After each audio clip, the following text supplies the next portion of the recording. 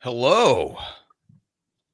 The awesome thing is I'm logged in on my side screen uh on the 60 Cycle Hum account Yeah. because we're going to give away some memberships in a bit. And Oh, look at you. Ryan doesn't pay for YouTube Premium. Oh, so you got an ad. So I got an ad while everyone else got I only got maybe like 5 seconds of that little intro video instead of the full 30 seconds. Oh man, I hate when I'm in a browser and I click on a video and it starts playing and then there's an ad and I'm like, "Oh, damn it, it's not mine. It's not my account." Yeah, Ugh. it's jarring. I Oh, I I cussed in the first 7 minutes. Sorry. well, no, I think that's gone now. That's okay now. Um, I think I actually, if I wanted to, I could add the 60 Cycle Hum account to my family account. I think I still have one more free one. Oh, Also, I stumbled on a creator recently who was talking about why this is so dumb. Good morning. Let me before I get this. Good I was about to morning. say, are you going to I'm greet Steve folks, Steve? from 60 Cycle Hum. This is Phillip from 40 Watt Podcast. Before Yeah. we start talking to people, well, Fuzzum says we got deals. Tell us Fuzzy more about always these got them deals. deals. Um, He's also got these really rad hammered bronze enclosures. what it probably really is my guess is Ryan probably is running some kind of ad blocker that makes all those mid rolls go away. Gotcha. So he never sees them. But yeah, I don't know why I thought this. I've just never looked underneath a neck pickup. Wait, when did you say that? Was It that was on our some live off the stream? cuff. No, some off the cuff on an episode with Ryan. Oh, okay. Gotcha. I was thinking it was like a lipstick, like a true lipstick. Oh, yeah. No, there's a company that makes a tele neck pickup where they don't put the cover on it. And you can Yeah, just Porter does that. Oh, Porter does it. Somebody else does. Yeah, It maybe Fralin offers it, or I don't know who it was. yeah. The Porter T9, I think it's called. Um, Porter T9.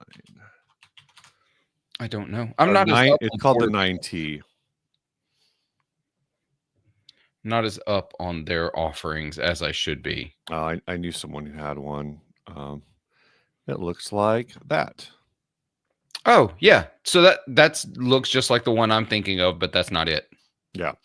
So anyway, what what I was saying is, I was watching this video for some creator who was complaining about how they had been given a 3-month free subscription to YouTube Premium because, according to them, YouTube Premium doesn't pay creators as well as ads do. And I looked into it, and it seems like pretty much the entire consensus of YouTube, out of like YouTubers outside of this one person, Mhm. is that YouTube Premium pays better. Oh, yeah, yeah. Because the way YouTube Premium works is it's something like 60% of your YouTube Premium fee, which I think right now I think it's like $14. So if it's $14, somewhere around $8 goes into the creator fund. Okay. So if you are watching average or better CPM, like average to slightly above average CPM, which is cost per 1,000 views, YouTube channels like 60 Cycle Hum, we average, I would guess, somewhere between $5 and $10. So I would put Yeah. us in this category per 1,000 views on ads. You would and your $8 is going to that. You would have to watch over 1,000 videos a month before you start undercutting the creators that are being funded by your I mean, subscription. you might actually pull that off if you watch every John Nathan Cordy video. But that's about the only creator I can think of that you could possibly watch that many new videos a month of. Yeah, and so it's like, you're if you sign up for that and you watch Fuzzum says I watch 40 to 50 hours of YouTube a week. So even with 40 to 50 hours of YouTube a week, depending on if that's all 10-minute content, what's 50 hours, 40? I mean, maybe you're actually getting there. You might actually be getting. Yeah, but that's like one creator, Yeah. right? Yeah. So, yeah, I think you're good. I think you're absolutely good. I don't watch as much YouTube as I used to. I have a couple of, things I like to watch. I usually don't get to catch it live cuz lately I've been driving to a gig during the time that the stream is, but I watch the Phil McKnight live stream. Yeah. Um I, wa- I Well, if you're sometimes watching the Phil McKnight live stream, that's like a 2.5 hour live stream. Oh, yeah, So yeah, definitely, and I'm usually watching it after the fact, but I sometimes watch y'all's show, sometimes I listen to the audio of it, and then the rest is, like, here and there. Well, I do watch that pedal show literally every Friday morning. yeah. That's a standard thing. Anyway, working backwards. Good morning, Mark's gas station. Good morning, Yeah. Deja. Twitch is the only platform with their Twitch Turbo ad-free service, which doesn't seem to favor. Interesting. Whoa. I don't know a lot about Twitch.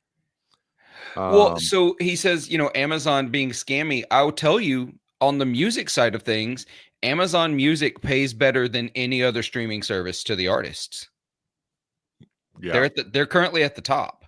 So they're even better than Tidal, which I recently swapped to. I swapped over to Tidal from Spotify. But I know please feel free to hate on Amazon all you want, but I don't know that that's the area to do it in. Yeah, Bad Guitar says if you watch any Midas Touch, they drop 300 videos a day. It could rack up 1,000 hours in like a week. Yeah, they're like a news channel ish. They're like a news channel that watches other news channels or something, or it's just some. I'm looking at it now. It's like a guy commenting on the news. Yeah, I do know they I passed would. Joe Rogan for the top podcast. Oh, really? Yeah, they passed Joe Rogan for the #1 podcast in America. I just wouldn't have time for that. Anyway, good morning, Bad Guitars. Fretboard Diaries, 100%. Diversify your revenue streams. AdSense doesn't make sense. 100%. AdSense, I think for the channel as a whole, this isn't for me because I don't get ads. I don't take AdSense at all as part of the channel.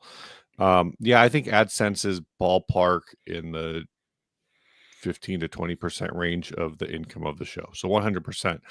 That's one of the things actually that is getting talked about a little bit right now is at least in like the UK. Now there's a whole thing where for certain websites, you have to prove that you're an adult to be in line with the recently passed UK Online Safety Act. One of the first, I think YouTube's already enacted it there. There's some other sites that have enacted it over there.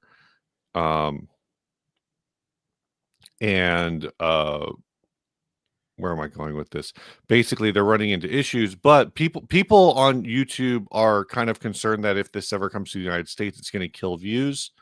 People are going to go elsewhere. I don't think people are going to go elsewhere. I think people are just going to find a way to push through it.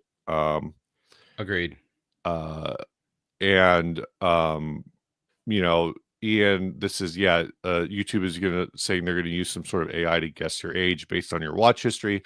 So as long as you don't watch YouTube like a crazy person, I really wonder what this is, like what this. I want to know how that AI works, but anyway. Pat, I was going to answer Pat real quick. Real quick, Pat asked about the catalog. Yes, Amazon actually has more than Spotify does because there are some Amazon only artists. Yeah, probably. Weirdly enough, Garth Brooks is an Amazon only artist. Yeah, I'm guessing is Neil Young? Did he ever go back to Spotify? He did go back to Spotify, but also both Amazon and Tidal offer better audio. The audio is audibly better.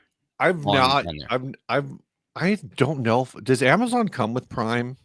And I just don't use it. I think with Prime you get like a preview of Amazon Music, whatever their premium is. But I think you have to actually pay separately for it. But you also get like unlimited audiobooks, but one at a time. You can't have like multiple you're working on at a time.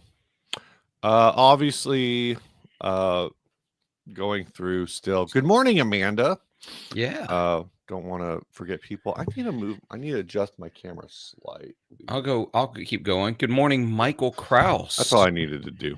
Jeremy I felt Baker. off center. I think I'm now off center in the other direction, but I can move I'm it this technically off direction center, better. but that's a me thing. Let's see who else. Good, yeah, Jeremy Baker, bad guitarist, Tiki Flamingo Chicken, who called me out for not knowing that Telecaster pickups have poles. I just never opened one. A Cyprium was, I think, one of the first here. I don't think he was first. Who was actually first? Fuzzimp was first. Yep, Earl P was here early. I know Gonzo's here somewhere. So, good David morning. Ross. David Ross is also here. Let's Oh, see. sick.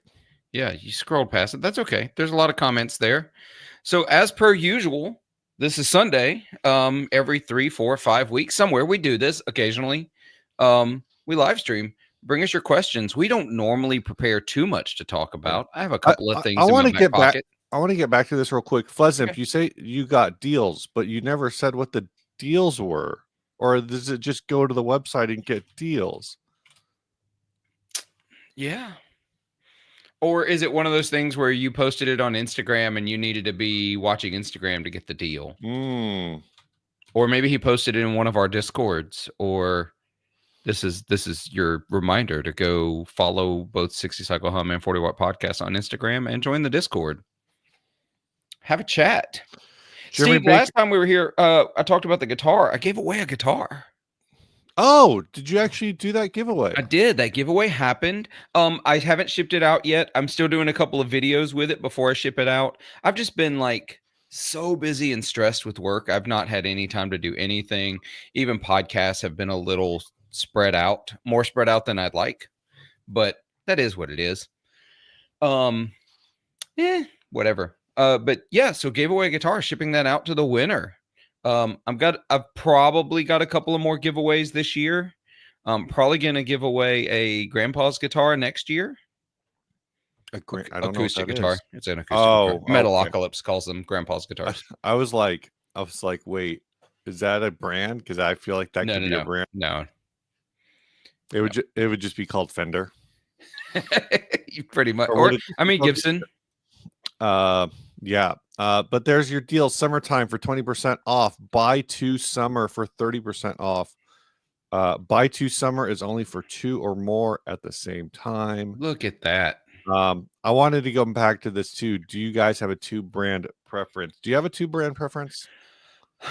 I sort of do, and I sort of don't. I'm just gonna be honest. A lot of times I'm just whatever will work. But if I'm retubing a vintage amp or one of the 2 rocks, I'll spend a little more and I'll get the TAD tube amp doctors, which are all they are spec'd out tubes from one of the 3 factories that are just spec'd a little higher.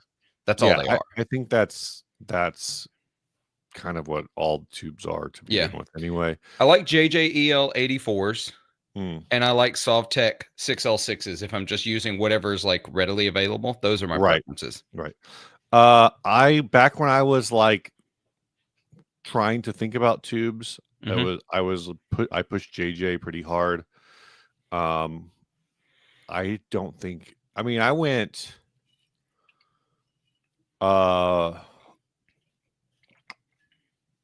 years without like ever pushing a tube amp to a point where I felt like I needed to replace tubes anyway. Oh yeah, me too. I very rarely have to replace any tubes. I got my satellite Gamatron in like 2017. I got the Wong's Mini 5 whenever I got that. I don't remember. I have the Rev, but none of these things are being cranked. None of these things are, so I just probably just gonna play until I start thinking like, oh, this doesn't sound right anymore. And actually, I think the last time I took when I had to take my Gamatron to satellite to get some work done, I think he may have replaced the tubes at that time. Oh, gotcha. So it doesn't even. I forgot that I had that, and then I loaned it out to Co Schneider when he was doing the those like 1 day premium guitar shows. Oh yeah. And so just so you have like an example of one, and before I got it back from him, he I think took it back to Satellite to do a tune-up. So it was before I moved, but I don't remember. So those tubes are probably like 3-4 years old. But again, it's like I'm not pushing it. So I don't even know if I feel like at this rate, I'm just never gonna buy vacuum tubes ever again, Yeah, unless I buy like a vintage amp at some point and probably. Yeah, feel the probably need not to going to do that. have to. I bought some recently because I got an amp on a trade, and the tubes just were just shot. They sounded terrible. Mm, And so I replaced first the power tubes, then realized it also needed preamp tubes because usually preamp tubes don't often need replacing. They last a whole lot longer. yeah, yeah. And it was just a little Pro Junior, but still a Pro Junior's 4 tubes. I spent like $80 for two EL84s and two 12AX7s. Yeah, I remember back when I was like paying attention to this. Oh, now I'm seeing this in hours, which is interesting because I know back what used to hear was that power tubes should be getting replaced every 6 to 12 months. Yeah, that doesn't happen. And that's like if you're playing out like I think like multiple times a week. Like Yeah, if yeah, you're gigging. exactly. Well, Um even when I was gigging my super multiple times a week, I have changed the tubes in my super reverb in almost 20 years of ownership. I have changed the power tubes 4 times. mm, So, yeah, that's kind of it, because there are so many amps I see, especially at like amp shows and vintage amps that I see where I bought a super a few years ago that I ended up selling because I was stupid to own two vintage super reverbs. But it still had the original tubes that came in it in 1969, oh wow. and it still ran just fine. Let's see. Jeremy, yes, it is pretty easy to change tubes yourself. The only difficulty is if it needs a bias adjustment. It that is not as easy unless you have the tools to read the bias on the tube. That I usually don't bother unless I put new tubes in and something still seems really, really out of whack. Yeah. Yeah. Then I have a this word. I have a bias probe that I bought from Eurotubes that I can use to check the bias of the tubes and get them back in alignment. For people who are like gigging all the time, I know that used to be the push on groove tubes is that they were color coded. I think Oh, Mesa does the color coding. I don't know. There's a few different brands that do this uh, color coding, but Groove Tubes was one of them. Yeah. Oh, he's talking about replacement. Not to Um, change the tubes. To do the bias adjustment, yes. yeah. You have to Um, pull it out, but not to I, put the tubes in. I'm looking at that. Uh, oh, that's okay. You're gonna have to explain to me how this works Sure. because uh, how does this probe work? Okay. So the way it works is you actually plug it into your tube socket, Okay. and then you plug the tube into the other side of the socket, and it reads the voltage. It reads the current on the plate, and it reads the voltage on the plate. So you can look at it, and you're going to need to know what spec your amp is supposed to be, right? You need to Hmm. know how much voltage and how much current are supposed to be on that tube. And if your amp has a bias knob, and like Pat says, be very careful when you're using a bias probe because you can actually over bias it and just fry the tube. You basically have a slotted head screw that's a bias adjust. It's a Right. variable resistor and it can get it back into spec. Now, the hard part is if your amp doesn't have a bias adjust knob, Yep. that means it's fixed bias and you need to change a resistor. If you put in new tubes and the bias isn't where it needs to be, throw the whole thing away. Yeah, exactly. Do that. Yeah, so when I had an amp, that I had to do this on, it was a Fender Hot Rod Deluxe, and I just did it manually. Like Yeah. did the whole it didn't have a thing to measure plate. Well, I didn't measure plate current. It was just all measuring plate voltage. Um I like but that yeah. I like that divided by 13 they've got it on too. I don't know what amp that is, but How can you tell it's divided by because 13? because I know those switches. But yeah, I don't. I haven't done in a long time. Like I said, it used to be Groove Tubes. I don't know if Groove Tubes still exists, but there's a few brands that basically have their tubes rated. I think Euro Tubes might also They do will rate some them for rating. you. They'll rate Yeah, them for you, and they'll sell you matched duos and quads and whatnot when you buy their kits. And so I was a big JJ Tube user for a long time because I liked I would just email Bob at Eurotubes and he would take care of me. He'd be like, "Oh, yeah. you want to do this? These are all matched. Here's what you need." Okay, so he's matching them, but they're not necessarily like if you were to buy two different match sets, they wouldn't necessarily.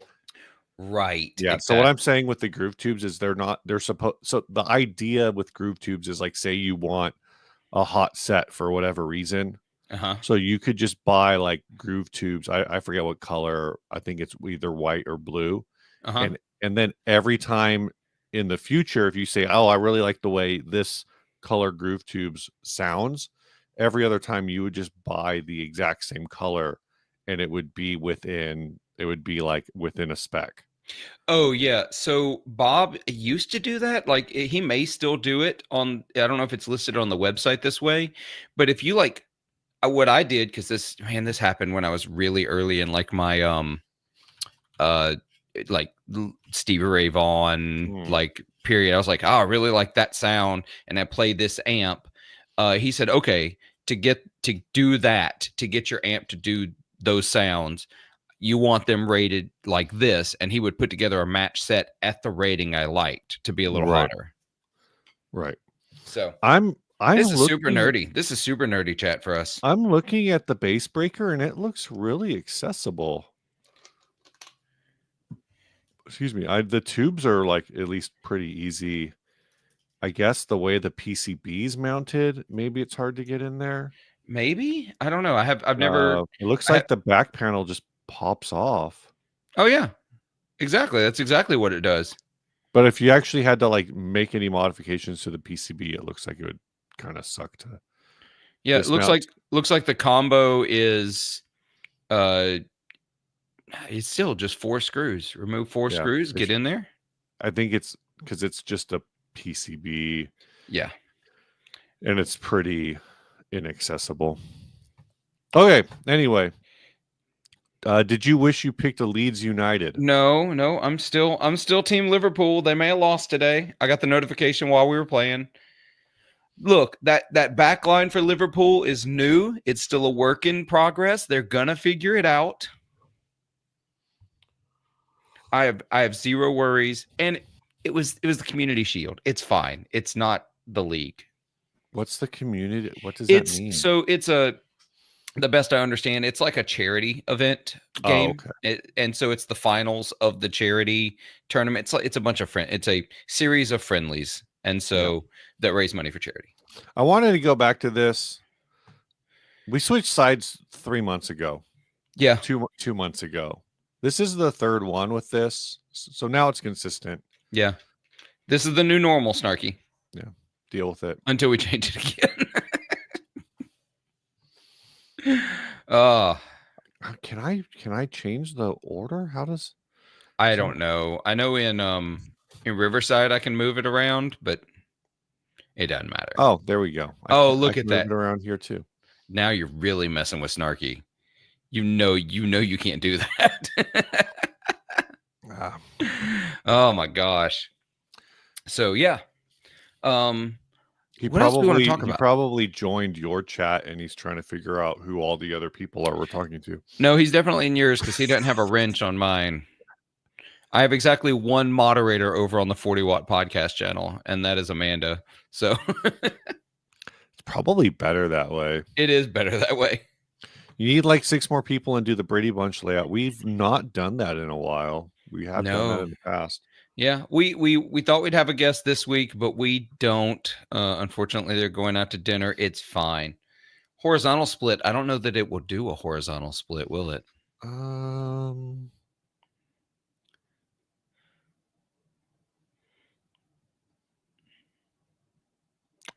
I can do this one, but that's not really horizontal.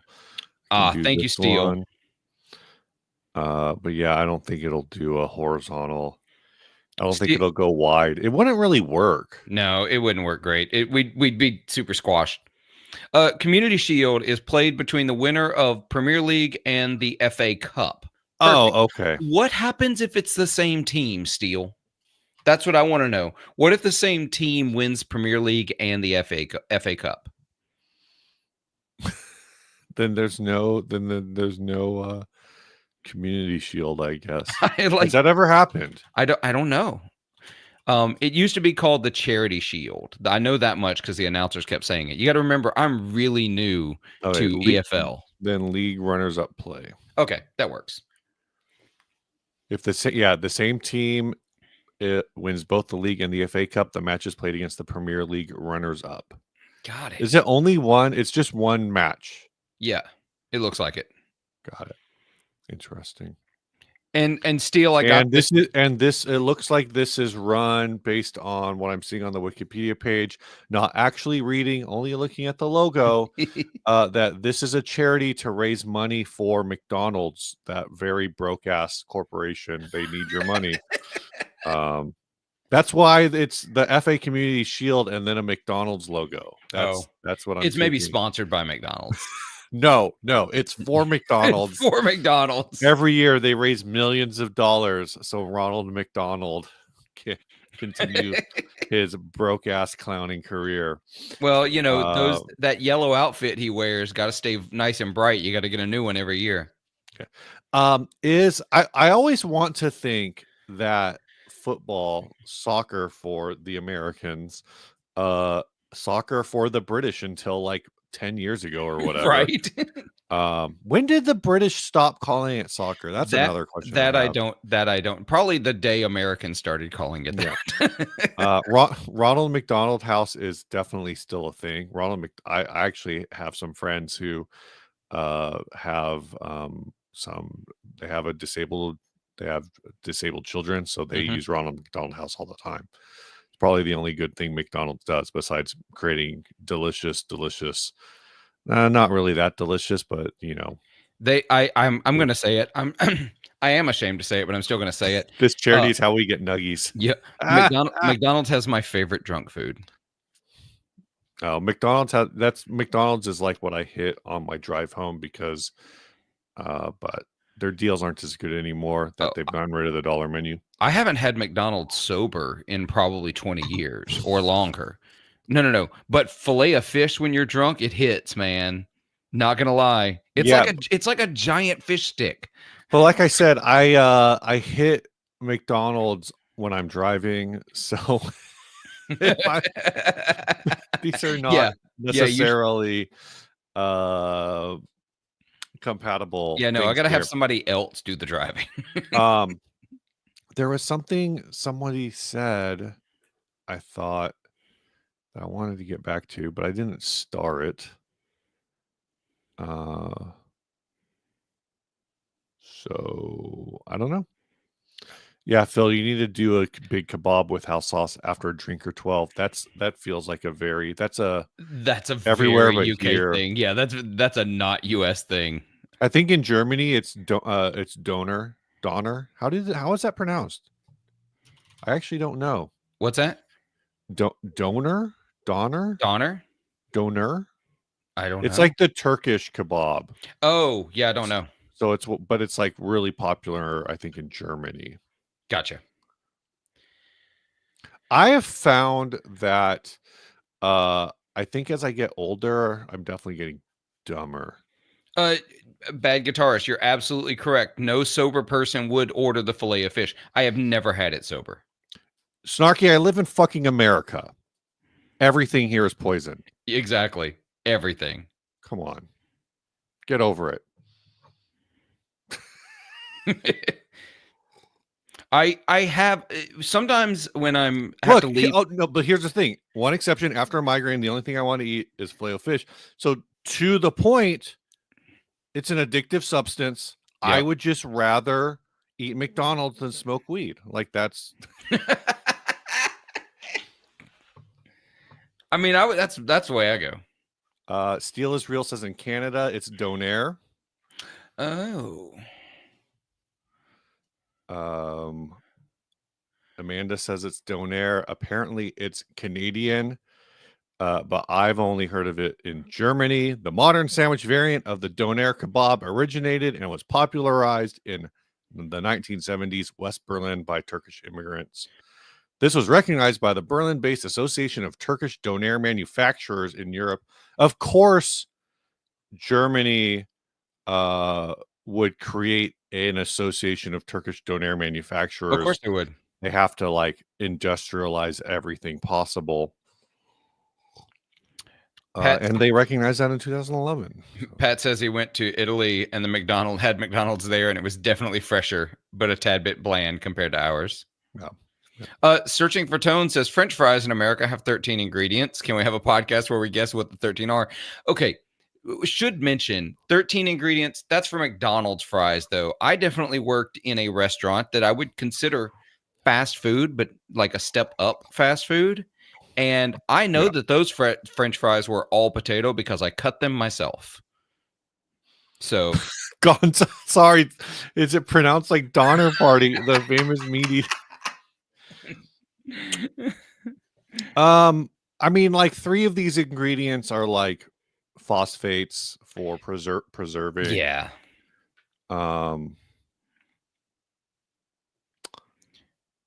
Steel is Real says it's Donner in UK. Is that Donner? I don't know.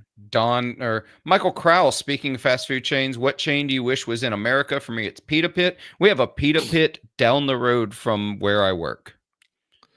And I love our local Pita Pit because they host DIY hardcore shows like once a month in the Pita Pit. So there's nothing like walking by Pita Pit on like a Thursday night and seeing a bunch of college students like crowd surfing to like loud hardcore music in the Pita Pit. It's really rad. Oh, Donair in Canada is different than what I'm talking about. It's like a different food. It's the same food, but it's like a different thing. And they have their own sauce apparently made from condensed milk. This is all very confusing. Apparently there's a restaurant called King of Donair. That's like the famous Donair place in there. I know nothing about any of this conversation for what it's worth. It's a Nova Scotia thing, apparently. Gotcha. But anyway, Donair is the Canadian version. It's funny because they decided to spell it differently. That's the thing that cracks me up. Going back to Michael Krause's question. I don't know what fast food chain we don't have. That's my problem. I don't know what we don't have. I have no idea what are the famous fast food places in Canada that we don't have, or fast food in the UK and Europe that we don't have. I don't know what Pita Pit is either. I've really never heard of this. Oh, Pita Pit's great. It's fast food. I recognize this logo though.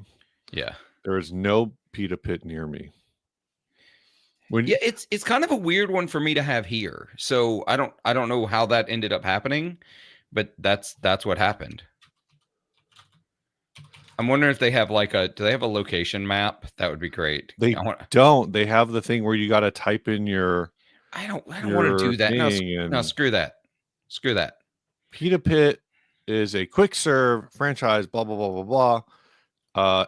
It has 2 separate owners, of course, as one does. The first one was opened in 1995 in Kingston, Ontario, near Queen's University. They expanded into the United States in 1999.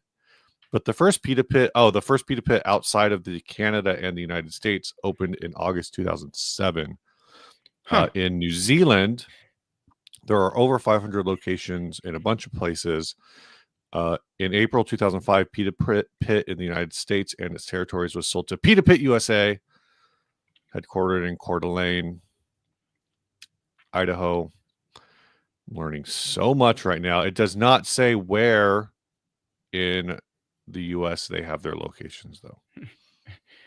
Amanda says Pita Pit is a classic after bar food. Well, apparently here, Amanda, they are also the bar food for the DIY hardcore shows. So, Yeah. I mean, they pack that place out. You can't fit more people in that building at all. I'm sure the fire marshal would have a fit. What fast food place is no longer a place that still exists, but there's just not as many of them? Is like Rallies. There's not a lot of. I feel like there's. I was never It's like big on Checkers in Rallies. the Midwest. I feel like when I go to Sweetwater, I think that might be on my list of like always got to get now, just for the fries at least. For me, it's there used to be a place they started here in Mississippi, and then they were in like, whatever all the bordering states until they finally Mhm. collapsed. Was a place called Backyard Burgers. They had the best fast food burgers that I had. But they eventually didn't make it, which is very sad. I hear an In-N-Out is going up in Memphis. Yeah, so they're setting up a second headquarters in, I think, Nashville. Yeah, Nashville. Which of course is what Nashville needs, is more corporate expansion. Absolutely. Oh, Captain D is what never mind. that was a joke. Yeah, so In-N-Out's expanding. Of course, it created national headlines because now everyone says In-N-Out's leaving California and all the Californians should be boycotting In-N-Out, and we're just like, we don't know her. So yeah, I know. Which I hate being one of those people that loves In-N-Out, but I also love Whataburger. So because to me, both of them are trying to be old school Sonic burgers. I never had old school Sonic. Yeah, it didn't make it out west until it had already changed the food, I think. Because I remember going to like Minneapolis and Minnesota and Wisconsin area in early 2000s, and Sonic did not exist up there. Just did not. But given that In-N-Out predates Sonic by 5 years, well, does it really? Yeah. Weird. Sonic was founded in 1953. In-N-Out was founded in 1948. Oh, wild. So suck it, Sonic fans. We were here first. Well, I don't like the current Sonic burgers, so whatever. Yeah, Five Guys is great if you're rich. Cannot be satisfied by just one man. He needs to be satisfied by 5 guys. That is always my 5 Guys joke. Anytime somebody says 5 Guys, I go, "Oh, one isn't enough for you." Man, Andrew, don't give him this kind of ammunition. A Cyprium says we got Whataburger here in KC, and folks thought this. Yeah, I mean, this is like how all these expansions go. Yep. People talk about the In-N-Out lines, and it's funny. There's multiple things. One, when I've never been to an In-N-Out in California where there wasn't at least like a 20-minute line in the drive-through. Yeah. At least like mine here is like literally before I go pick up In-N-Out, I'm like, do I need to use the restroom at a nearby department store? Like, do I need to run into the Target and use the restroom before I get in the In-N-Out line? But 2, when In-N-Out expands, and Whataburger, I'm sure is the same. Cane's was this way, which is insane to me because Raising Cane's sucks.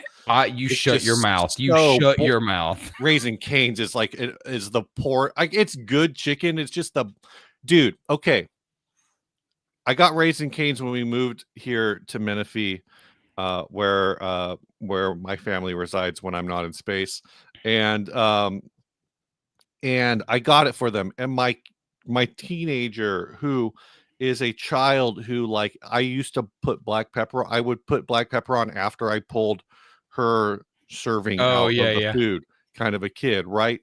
And I got Raising Cane's, and she goes, "Oh, I don't like this. It doesn't taste like anything. Like, it's too bland." You need to eat at a Raising Cane's in Louisiana. where it's Is it from. It's originally a Louisiana is company. it like do they spice it there? Because Yes. everybody I know who eats it anywhere else, like this is not just a California thing. I've heard this from people everywhere else. Now, don't get me wrong. I'll take Popeyes over Raising Cane's every day and twice on Sunday, especially since you can't get Chick-fil-A on Sundays. Chick-fil-A is the blandest chicken to Yeah. me. The thing that I always hear for Raising Cane's is like, "Oh, you got to put on the sauce. You got to put on the sauce." But then I it becomes shouldn't need sauce. like Whataburger, where people are like, "Oh, you got to do like the 19 things. You got to add this and you got to add that." It's Mm-mm. like, or like Five Guys, like you can pick all these toppings and whatever, and it's just like, I get you, but like you just order it In-N-Out double double. It's straight off the menu, and you don't have to make any modifications, and you're good to go. Well, No, I do like the animal style just because I like mustard. I like that flavor. I like it a lot. that's fair. Um, Man, now I want see Amanda we says, shouldn't to be talk food fair, around lunch. Amanda says, to be fair, I tend to avoid U.S. chains because they aren't going to be the same. People in the U.S. know. I mean, it's not even. It's like any expansion does this. In and Mhm. Out. I know people when In and Out went to Idaho. I know somebody who I think is Idaho, who went to In and Out, waited 2 hours Oh God. in this line, got it, and then said, "Oh, this doesn't taste right." And I've heard this consistently is like if you are a Californian, if you're an expat, uh, you've moved to another state, and an Mhm. In-N-Out opens near you, you should wait like 6 months before you go Oh, because it's going absolutely. to take them 6 months to figure it out. 100%. I any restaurant that starts out great as like a local specialty, even if it's in chains. There's Yeah. one in South Mississippi called Ward's. Um, and it is killer. They do their own house-made root beer. Like they're really, really good. But anytime you try to expand to like a nationwide things homogenize Yeah. because you need to be Yeah. able to be consistent anywhere in the country. And that's really, really hard. That's what I've always heard is why the In-N-Out expansion has been so slow, is because before they expand into an area, they have to um they have to find the farmers, and they have to find the meat prep place. Yeah. Like they have to find like a local ground beef manufacturer before they can Yeah. expand into that area. Amanda, don't rush anywhere to eat Chick-fil-A. That's my take. Don't rush anywhere. Uh It's fine. The chicken and biscuits the best thing on the menu. Beyond that, it's chicken. yeah, the thing that makes Chick-fil-A taste good to people is that it's that like, very slight homophobia that you're tasting. Um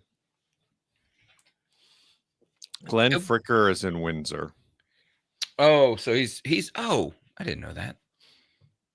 I believe. Right across from Detroit. Yeah. Um where was this? White Castle is the most trash fast food place. Love as a kid when traveling. How do you make bad White Castle? It's all frozen. I know, and I hate every bit of it. The first time I ever had White Castle was when I moved to Murfreesboro, Tennessee, because all my friends wanted to go there in the after hours, and I finally had to tell us we could not go there anymore. Steak and Shake or nothing. Yeah. Oh, steak. Have I been to? I've been to Steak and Shake, I think. Yeah, it was Steak I and Shake is fine now. It's not what it. I had it recently as like a nostalgia trip. hmm. My memories are way better than the food is now. I think I had Steak and Shake in Indianapolis. Oh, gotcha. Apparently, there's a Steak and Shake like an hour and a half away from me. Not worth it. Oh, but Basil, anyway, you're right. it It's is a there. lot cheaper than the doctor's visit. Uh, where I saw this comment, Basil Tiffany has Steven. I'm not. My voice is deeper this morning. I don't know why. It might be because I took a nap yesterday. Honestly, my throat's a little sore, but I haven't been smoking. Um, but when I nap, this is CPAP life. When Oh, anytime now I sleep without a CPAP, my throat gets very sore. can you go back to Ace Cyprium's last comment? about chicken waffle. Yeah, What? I don't trash know what take. chicken waffle I is. I don't know if maybe it's a chain. I don't know if they're talking about chicken and waffles, like the dish, or it's a specific place. But chicken and waffles, the dish, Mm, is legit one of my favorite things on this planet. And I do not let myself have it because I'm already a big guy. And if I allowed myself to have chicken and waffles, I would probably have it every morning, and I would mm. be 400 pounds. Okay, chicken waffle is a chain. Okay, in that case, probably trash. Yeah. All right, man. All this nonsense. You got anything new? You got any new gear lately? Well, there's always stuff coming and going. So, Yeah. 4 weeks since the last time we did this, there's lots that happens, and 4 or 5 weeks, whatever it is. Let's see if there's anything I really want to talk about. Like, well, the biggest thing, I finally realized a 26-year dream. I finally Interesting. got an amp that I have wanted for 26 years, and it is behind me. That is a 1967 Vibrolux Reverb. Oh, cool. Yeah. So I bought that off of friend of both of our shows, um, uh, Jason Mays. Oh, awesome. Yeah. So it got here last week, and I've been playing through it. It is all original except for, cap replacement, typical servicing stuff. Um, Three-prong plug was added to it, and the tubes are not vintage tubes, but otherwise, man, it is one of my. I can't believe I have it. It's just one of those things. I've wanted one ever since I took up guitar. That's So awesome. so that's the biggest one. I actually have not gotten any new gear in a while. I do have Jacob mentioned it. I do have one of these on the way. The Dad 250 Yeah, from Progress Pedals is out. I actually saw a picture of Jacob playing it. I did too. I got sent I that had that picture. sent to me. So Yeah, Jacob's holding on to mine. He's going to give it to me when we're in Chicago for Fretboard Summit oh, nice. here in a couple of weeks. So Yeah, you might have a video. If you want to, you could have a video pushing that thing onto the YouTubes before we do, because I'm not sure yeah. when ours is showing up. Well, yeah, but Um, you're gonna if it's already in the mail to you, you're gonna have yours before I get mine. yeah. That's okay. When is Fret? What are the actual dates for So Fretboard Summit? Fretboard Summit. So Kelly and my wife and I are headed to Nashville next Saturday, Mhm. because we're going to see Cardinal Black the Monday in Nashville. And so then we're Gotcha. going to come back on Tuesday. And then the very next day, I drive to Fretboard Summit. So it's a week from the first day of Fretboard Summit is a week from Thursday, A week from this coming so Thursday. the 21st. Okay. No. Yeah. That's right. That's right. Yeah. 21st is the first day. Got it. I can't think in numbers. I think of 2 weeks out, 3 weeks out, 4 weeks out. That's fair. That's how I think. So, so I see some memberships being given out. Yeah, I ran the first 5, and I did want to double back to this. Have you heard about this? The Keeley Vapor Drive? Yes. Um, Ridiculous. I haven't seen I don't know if there's a video of it or if he just talked about it. It's the first rechargeable pedal. He calls it. And well, all I can think of is like, can't you just sell this in California only? I Right. mean, I don't know. I was thinking, well, there's other states where I'm like, this would totally be legal. Yeah. Yeah. Supposedly it's a rechargeable pedal that is also a vape. Yeah. Yes. But I don't see let's see. I've not seen a picture of it. I've just read the quotes and seen the Yeah. stories. So, to double back just real quick, Michael Hennessy, Fretboard Summit is a gathering hosted by the Fretboard Journal, Jason Yeah. Verlinde. The best way to call it is like a guitar conference almost Mm-hmm. with like workshops during the day with songwriters and guitarists and guitar builders, and then concerts at night. Um, there's going to be a couple of really good concerts. Ella Feingold and Travis or Charlie Hunter are playing. Mm-hmm. One show, I'm going to go see Jonathan Stout play with, I can't think of the other guy's name right now. Jonathan Stout's of like old school solo jazz guitar guy. Yeah. And Yeah. then the last night, now there's other concerts. I'm only listing a few of them. Mm-hmm. Lyle Lovett is playing with John Smith opening, and I'm really excited about that one. The one that I would probably I don't want to say the only one, but the main one that I would have been interested in is the Friday night concert, Dave Hill. Dave Hill is also, I love Dave Hill, but I really want to see Jonathan Stout, and so they're at the Is that same time. and that's at the same time. Yeah, they're at the same time. So there's Jazz guitar, boring. Why would I you go see jazz when you can go see metal, Phillip? because Come I on. love jazz guitar, and it is Eric McIntyre. Thank you, Jacob. So yeah, it's a super great event. Like, there's a bunch of exhibitors. So like Chase Bliss is going to be there. Scythe Guitars, Silk Tone's going to be there. Summer School Electronics is going to be there. Grez Guitars. I have to mention these folks because they're my sponsors. Maris is not going to be there, but that's okay. Um, but yeah, then there's also like Collings Guitars. Yamaha is Yeah. always there. Martin Yeah. is always there. All these crazy expensive acoustic guitar builders. These guys who build like 2 guitars a year kind of guys. Yeah. Let's see. Exhibitors, Three Bender. This is a long list. I'm not going to read it all. Yeah. Don't read through them all. I'm just let me hit some of these. I'll hit some of the. Well, you know what? I can share Oh, share this. screen. Yeah. Look at you.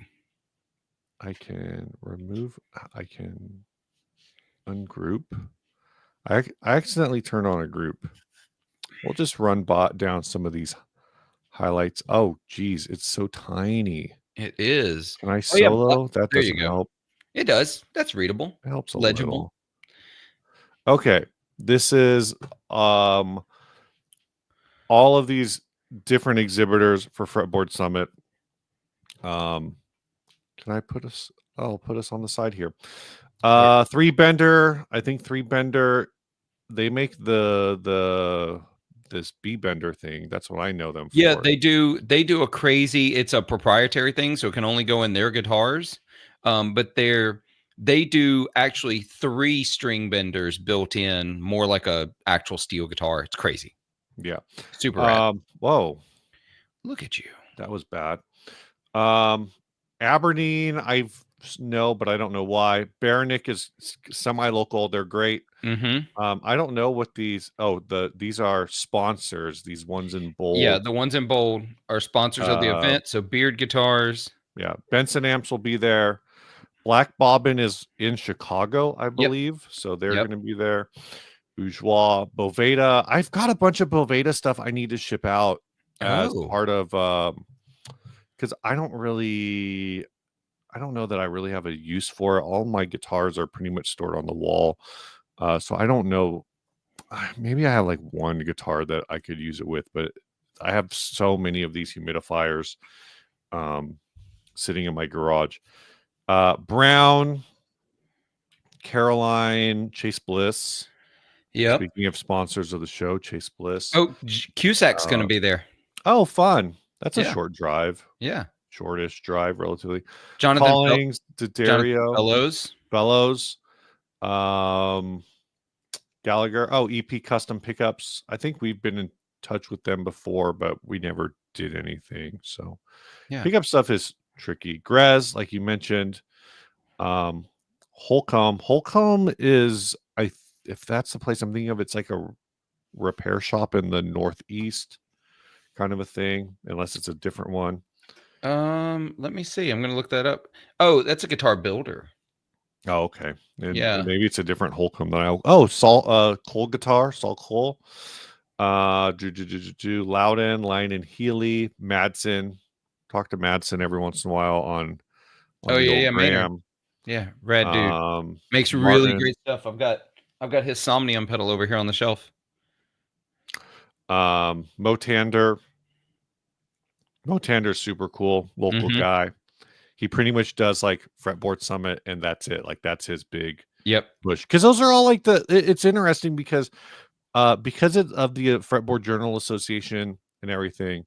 Fretboard Summit feels like it's, and like you said, like your one of your features is like you're gonna go see this jazz guy, and also Lyle Lovett. Like there's very much like a traditional uh tie-in to the vibe of Fretboard Summit, Yeah. but at the same time, there's the right niche for like all of the videos I saw from last year's was all that I was seeing were Motander and Disco Baby, Yeah.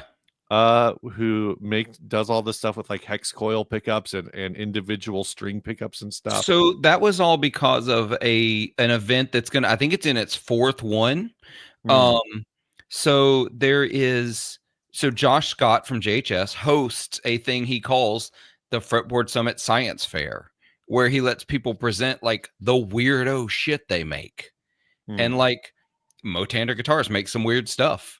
Obviously, Disco Baby makes made that, actually that first guitar he made like 4 years ago at Fretboard Summit as a guitar building 1 hour guitar build competition against Creston Lee. And while Creston Lee won, I think history is showing that the other guitar is more interesting. Yeah, yeah. So, Soif guitars, Scythe, Sife. yeah, Scythe. I'll get that pronounced right someday. Shock the Fox, sure is at everything. Yeah, sure, it goes to everything. Silktone's rad. Just launched a podcast. Yeah, they did. Charles and um Chris Chris Benson, Benson Brian Sowers. and Brian Sowers. Yeah. Summer School Electronics, Taylor's sponsor. Tone Ranger Guitars, also kind of semi-local. Is Malibu local to me? I don't know. It's like 2 hours away. It's California. It's fine. Two Rock amplifiers, Voltic, and I guess that's it. So Bad Guitars just tagged us in this. Oh, cool. I did find this already. Hopefully, yep, there we go. Apparently, this is the Vapor Drive. Oh my God. And yeah, it's it's exactly what you think it is. so Absolutely not. now my question is, will he just release because he says like, the distortion sounds awesome and whatever, so will he just do the distortion only in a pedal and just call it, like, I don't know what you could call it something else. You could call it like I want to know, my lawyer said I couldn't release this pedal. I don't know. I want to know if this the tone changes depending on the vape cartridge you put in it.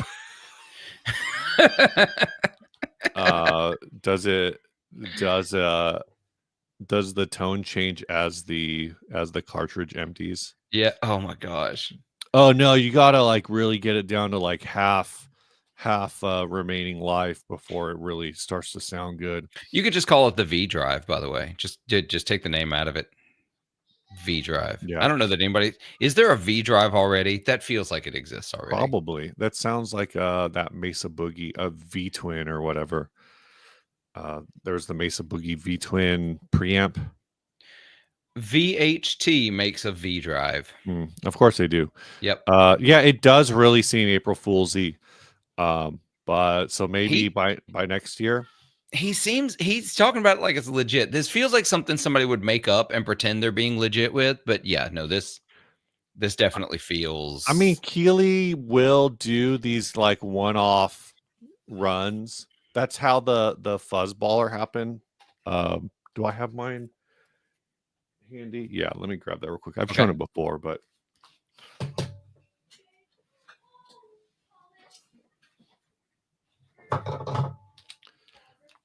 so I might be getting parts of this story wrong, but this is the Keeley Bees Music Fuzzballer. This was Oh from the yeah. original run of 10. I think this is now like more of a standard production for Bees music, but the Fuzzballer was teased for a really long time, where I guess Robert had the idea for this, and he would just send Brian pictures of like, hey, here's the next run of like a different pedal that he was working on for Bees music, and this thing would just be sitting on an amp like this, like Yeah. just in the background. So there was like 2 or 3 of these that existed before the first run of 10, something like that. So Robert, the Keeley guys have like all of the fab and everything, and or at least a lot of the fab in house for these things. So it is a thing that they can just do Yeah, what a wild as a setup. I one-off. saw the Dan from that pedal show did a whole like tour of like the Keeley facility. They can literally dream up anything they want and have it produced Yeah, like in no time yeah. in-house. There's a lot of things um going like that. I'm looking through all the seeing if we missed anything. Yeah. If you can make a fart pedal and a meow pedal, this doesn't really seem weird. It's true. Um, I didn't play the new version of the fart pedal this year. Does the new one actually change or is it not a triggered sample anymore? I don't know. I Hmm. know it's a version 2. It's got more things, but I don't really know. Uh Jesus. There do not recommend this website is not safe for work.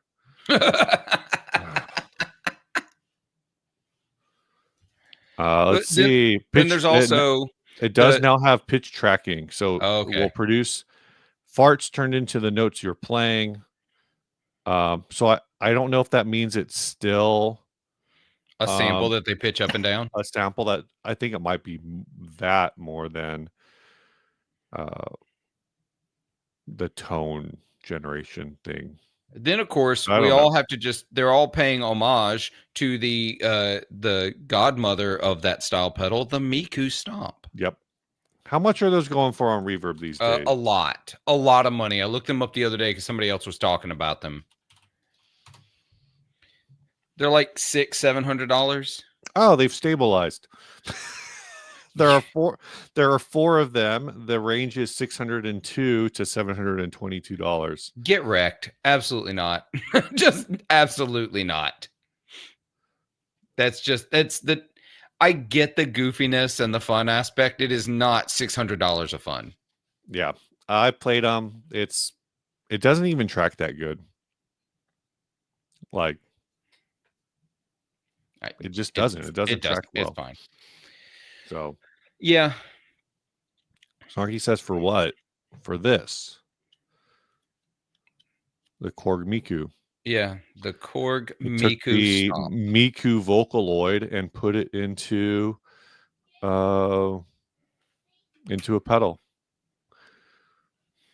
This is the OG. It's actually really weird to me that they made this. Oh, this is why it's $602 because it's in Estonia, so it's going to cost you $60 to ship it here. Oh yeah.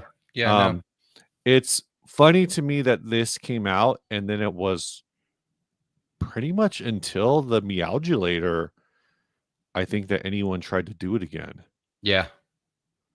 I think it took that So, long. So Basil, I am a giant no, actually. This is at one of the 16-ounce bottles of Coke Zero. 16.9. how long have those listings been up? Willing to bet you could. I mean, it's possible. I don't know. This listing I'm looking at, it's been up for 13 days. What about these other ones? A month.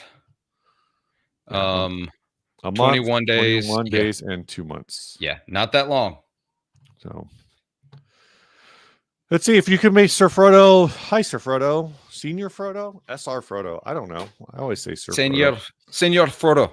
If you can make a goofy pedal, what would it be? I would make a pedal that makes anime noises. Isn't that the Miku? I don't know. That's the Miku. What would I do? Steve, you go. I am all serious all the time, so no goofy pedals for me. No, I think there needs to be a dog version of the Meowgulator. I think that's a Mm. need. I wouldn't necessarily want that. Um, I think the other thing, like what are anime noises? I don't know what it says. Not like the Miko. You know what types of noises? I don't know what. I don't know what that means. Those are words. Um, Amanda wants to know: is there one that makes water noises? Oh. There are pedals that make noises kind of like that. Oh my gosh, Gonzo, a goofy pedal, one that goes a yuck. Hey up. Um, but going back, man, I don't know. There's now that's like, oh, this is what I need. That's what A I pedal need. that's Yeah. used for your solo. That's it. I think that's. I You think know what? I'm just gonna put that as a sample. I'm gonna sample it, put it on my little clone looper here, and at the end of every song, when nobody applauds, just hit that and see if it starts people applauding. yeah. I want a. Can we get something that does that, like will pitch shift the old dial-up sounds? Oh, dude, if I could have a dial-up handshake pedal. Yeah, like maybe you take, because there's like, I forget what the sequence is, but there's like 5 distinct sounds or whatever. Yeah. So you could make a pedal and your knob would just be selecting between each of those sounds. Acyprium says the Wilhelm in a pedal, that would be pretty good. They'd probably just call it the Stormtrooper. Star Wars was notorious for shoving Wilhelms into everything. Yeah, yeah. I get that. Imim says, "How about a puddle that makes the sound of somebody who discovered that after they saved up for months for a dream guitar, they're forced to go another couple months because of tariff." Yeah, we can't that wouldn't be safe for work Oh, either. That'd just be an F-bomb pedal. That's what I want. I want an F-bomb pedal. it's just a bunch of preloaded f bombs. Yep. The more I think about it, you could just do all this like it really simple. It's Yeah, just a sampler. yeah. It's just a sampler. It's So it's called a want want want. the sad trombone pedal. Yeah, that would be a That, good that one. would be fun. Oh, come. It's like a pitch shifter. That would be like a pitch shift down that kind of has like a tail that would be like wah wah wah. You know what? That Yeah, could be our I April Fool's pedal I next could year. recreate that with a whammy, Yeah, you but could. it wouldn't be like you want it automated. You need How, it to be how are you getting on with the audible. whammy, by the way? I haven't used I haven't really. So again, this is a whole thing where like I was listening. What was I listening to? I was listening to something yesterday where they talked about, and this is kind of my headspace that I need to be in. Is it's like is just doing things one at a time. Oh, yeah, yeah. Um, and walking through the process of. So most of the time when I plug in guitar, I just plug straight in because that's the easiest thing to do. So Yep. with the whammy, I need to get to where it's like I'm not going to use this now, but I'm going to use it tomorrow. And in order to use it tomorrow, I need to prep it now. So Yeah. it's like I have a pedal board that I want to rewire. And I think about rewiring it every time I plug the guitar straight into my amp, when really I just need to rewire it and have the rewiring be a separate activity from the playing. So, 100%. um, I totally get that. and now Amanda says she wants a clarinet pedal to relive her 8th grade band glory, which is just followed by references to American Pie by Yeah. multiple people in the chat. I So, can't figure out. Okay. I'm really surprised actually that Electro Harmonics has not done a woodwind pedal. They've done the organ, they've done the keyboard, they've done the Mellotron. Why have for they some not reason, I done thought they did. why haven't they done a brass or woodwind pedal? They're obviously in this world. Maybe they just don't have a good algo for it. I don't know. You'd think that there would be one, but what category of They pedal did a is that? string one. They did a synth one. It's the 9 pedal series. They did a synth 9, mel 9, key 9, S9 for strings. They Yeah. did the organ. They've done the sitar. That's not the same. They did a bass 9.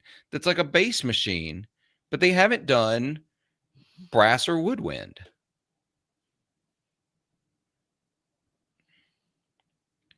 Okay, I'm even more surprised they haven't done it now. Now that I know some of these other exist. Is it a synthesis pedal? There it is. I did not know. Actually, I've not seen. When did the String 9 come out? I have no idea. That's brand new to me. I don't know when that came out. Yeah, Mel 9. I wonder if there's something on like the Synth 9 that would do it. Yeah, I'm Oh, nope. That's more like a bass synth poly generator kind of a thing. Yeah, I don't know. yeah. Maybe it's just harder to do. I just and before anybody says it, I know the Mel 9 says clarinet, saxophone, brass on it. They're Mhm. not really. That's those settings on a Mellotron. Right, right. That makes sense. Michael Krause, I want to sound like a French horn. Oh, there's Andrew. Yeah, I thought the Mel it's 9 had flute or clarinet. it's it's the settings on a Mellotron that sound like those, not like the actual instruments. It's just like how there's a flute setting on a Hammond organ, the ones that have the presets. It's called a flute setting because it opens the stops like would be on a pipe organ to make it sound like a flute, but it's not actually. Amanda says she didn't see American Pie because of men saying, the one time at Yeah. band camp club. I didn't see American Pie because I'm a good boy who only watches rated R movies when they're full of gratuitous violence. I definitely saw that movie, so I have nothing to say. I've seen one of them, but it wasn't. I don't know that I've actually seen any of the main series. I've only seen like one of the spin-offs of it. I think I only saw the first one for what it's worth. So between the two of us, we've seen them all. There's like 4 of them. I've only seen the first one. Right. I'm saying I've seen none of the mainline ones. I think I've only seen one of the like random like sidechain ones. Oh, I gotcha. Oh, I see what you're saying. 2 or 3 like out of universe. Or not out of universe, but it's like a character's cousin is the main character kind of. Yeah, no, thank you. I don't need to watch that. I don't typically watch comedies, so I actually am serious all the time. Yeah. We don't do comedy around here. No comedies. No comedy. Are there any? I'm really annoyed that I missed it. And I think it's off streaming again. It was Airheads. Oh, Airheads is on Max. Oh, gotcha. But it might be on Tubi. This says it's on Prime, right? No, it says it's not available for streaming, but then it also says it's on Prime. No, watch similar movies on Prime. Because Airheads is probably the best music comedy. Well, it's not the best. Yeah, I'm sitting here thinking, I don't know. Walk Hard is real good. I've never seen Walk Hard. Oh, you got to watch that. You got to watch that. There's no doubt. So this morning I woke up super early, like eyes wide open at 4:30 in the morning for no good reason. So you could watch Walk Hard, apparently. Well, no. So I got up and I was like, what am I going to do? Because I couldn't get back to sleep. So I finally got out of bed and I did dishes.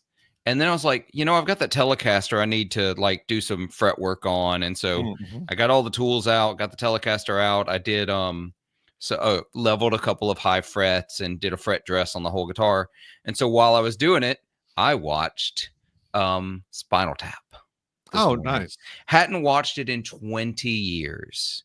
But the new one's coming out in September. Yeah. And so I was like, I really need to watch it again.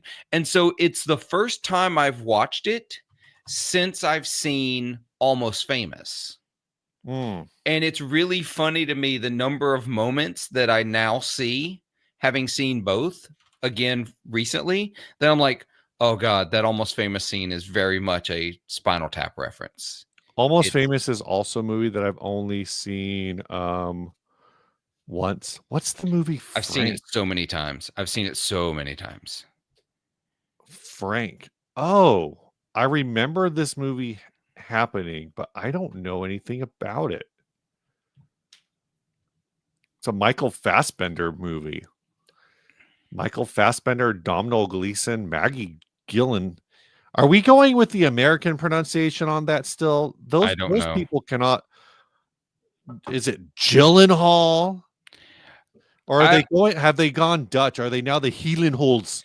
I my wife says Gyllenhaal, so that's what I'm going with. She keeps up with this, so I'm trusting her. All right, all right. Yeah, I remember this movie happening. Uh, You know what I also had forgotten about uh Spinal Tap?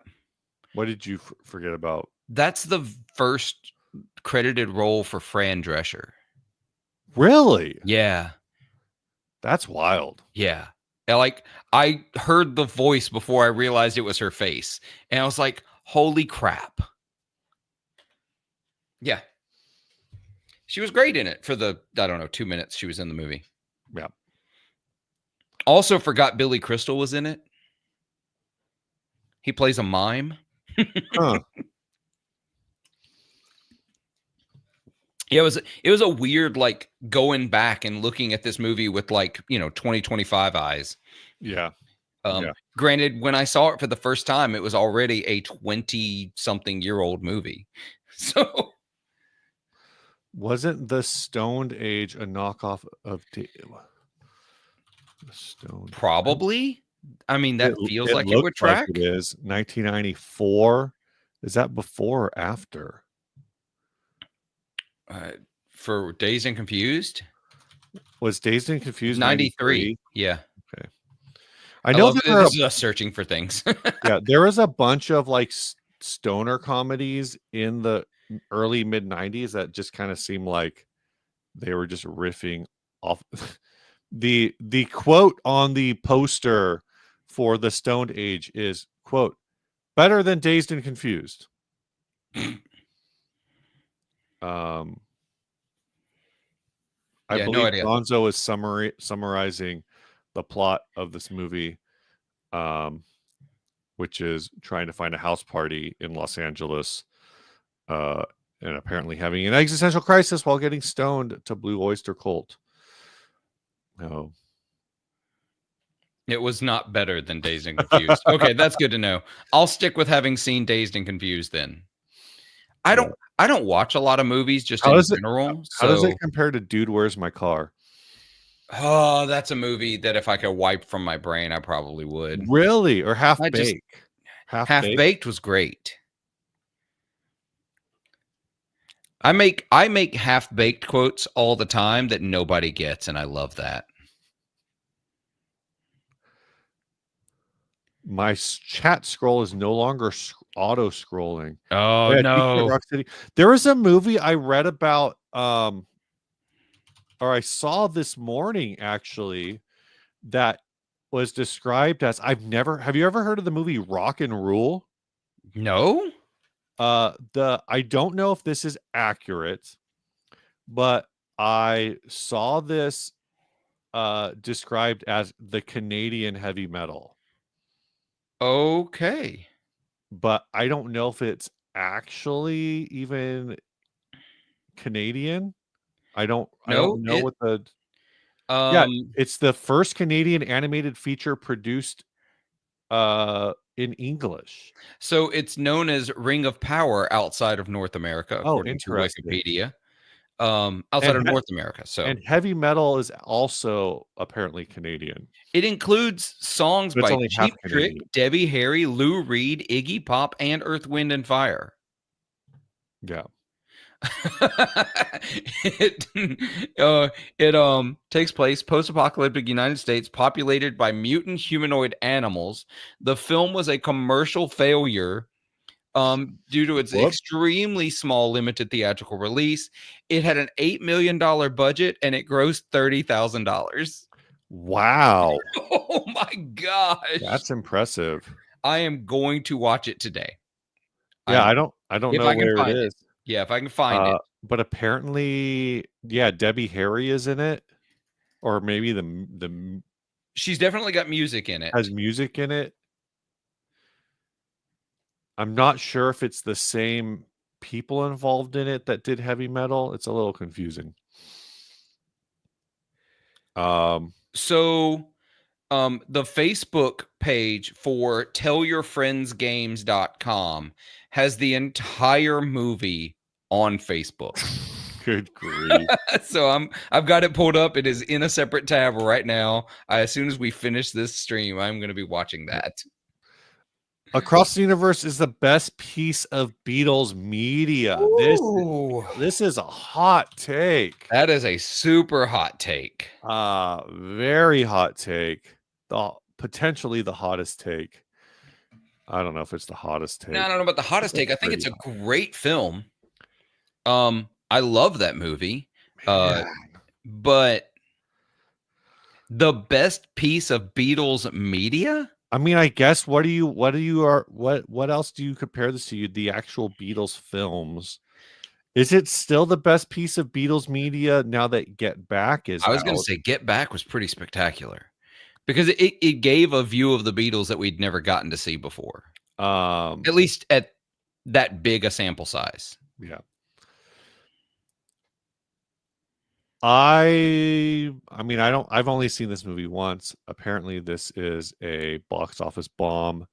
It only did 30. I thought it would have done way better. Across the Universe? Yeah. Did it not do well? It only did 30 million. I saw it 3 or 4 times. And I still pull up some of the performances from it, like the songs, and watch them or listen to them every now and again because the soundtrack, the music was banging. Yeah. Snarky says Yellow Submarine is the dumbest Beatles song ever. Octopus Garden would like to have a word. You shut up. That's my favorite Beatles song of all time. I'm not even kidding. I literally played it yesterday. That was the first Beatles song I ever learned to play. Octopus's Garden. It's a Ringo I'm not tune. saying it's bad. I'm just saying it's dumb. Oh, of course those are it's different dumb. things. Of course it's dumb. Half the Beatles songs are dumb.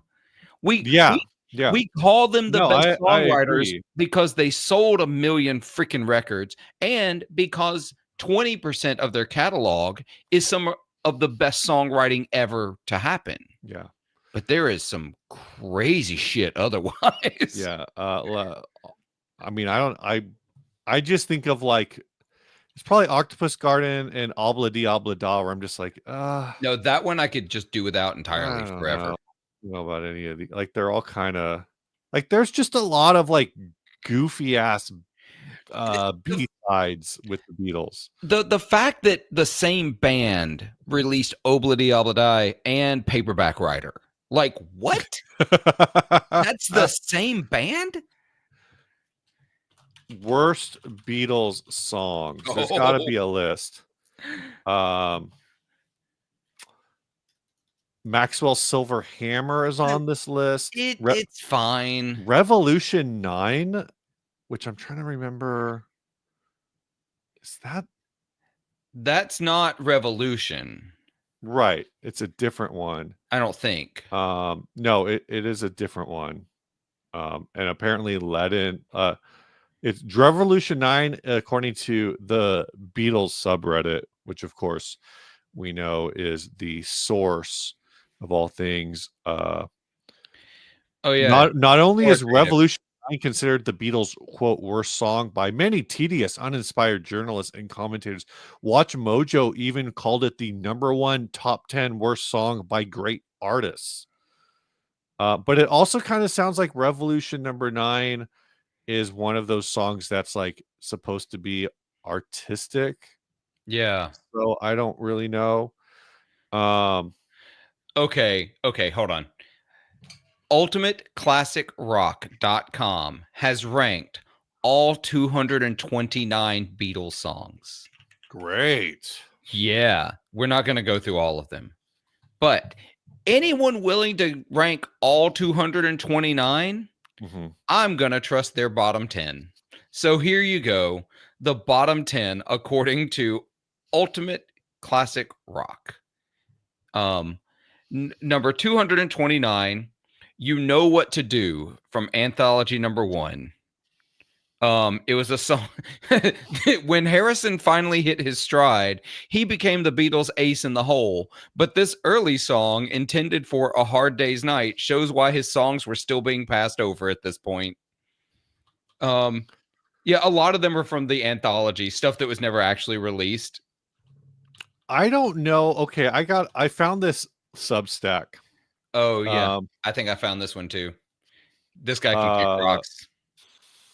this article originally appeared in a heavily abbreviated form at Vice in 2014. I can't imagine why they wanted to cut it down so heavily. Perhaps they were just trying to protect me from the death threats I would end up receiving. His number one worst Beatles song is Hey Jude. Yeah, his number 2 is Let It Be.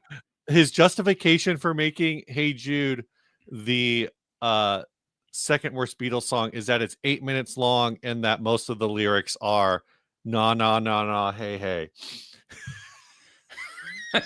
Well, you go back to Let It Be, and number 2, Let It Be what? Corny, as much as there might be for me to not mention about why I find this song repellent, trite, and snoozy. I'd like to instead defer to a comment left on the song's YouTube page by user Ninja Style 124.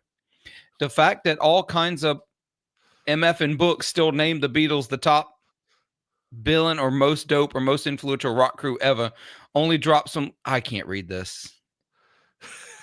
Because if I read this, I'm going to sound like I'm mocking them because it's written in dialect.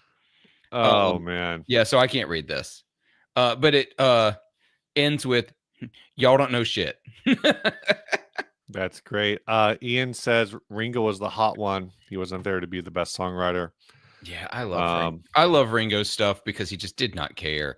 I love that like the Beatles got to a point where they're doing all this experimental crazy stuff, Tomorrow Never Knows and stuff like that. And Beatles is still and Ringo's still out here trying to write Chuck Berry tunes. This is an underrated comment. Everyone needs to see this. A little bit of Lucy in the Sky, a little bit of Paperback by My Side, a little bit of Strawberry, Here I Am, a little bit of Jude Makes Me Your Man. And then there's like a ha. No. Oh, I get it. Okay, good. Oh, you nailed it. No more explanation. I'm not singing it. I could. I was singing it in my head, but I'm not singing it. I'm not singing out loud.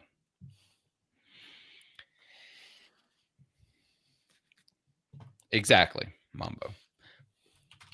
Then, of course, there's engine number 9, which is Oh, brain, why are you failing me right now?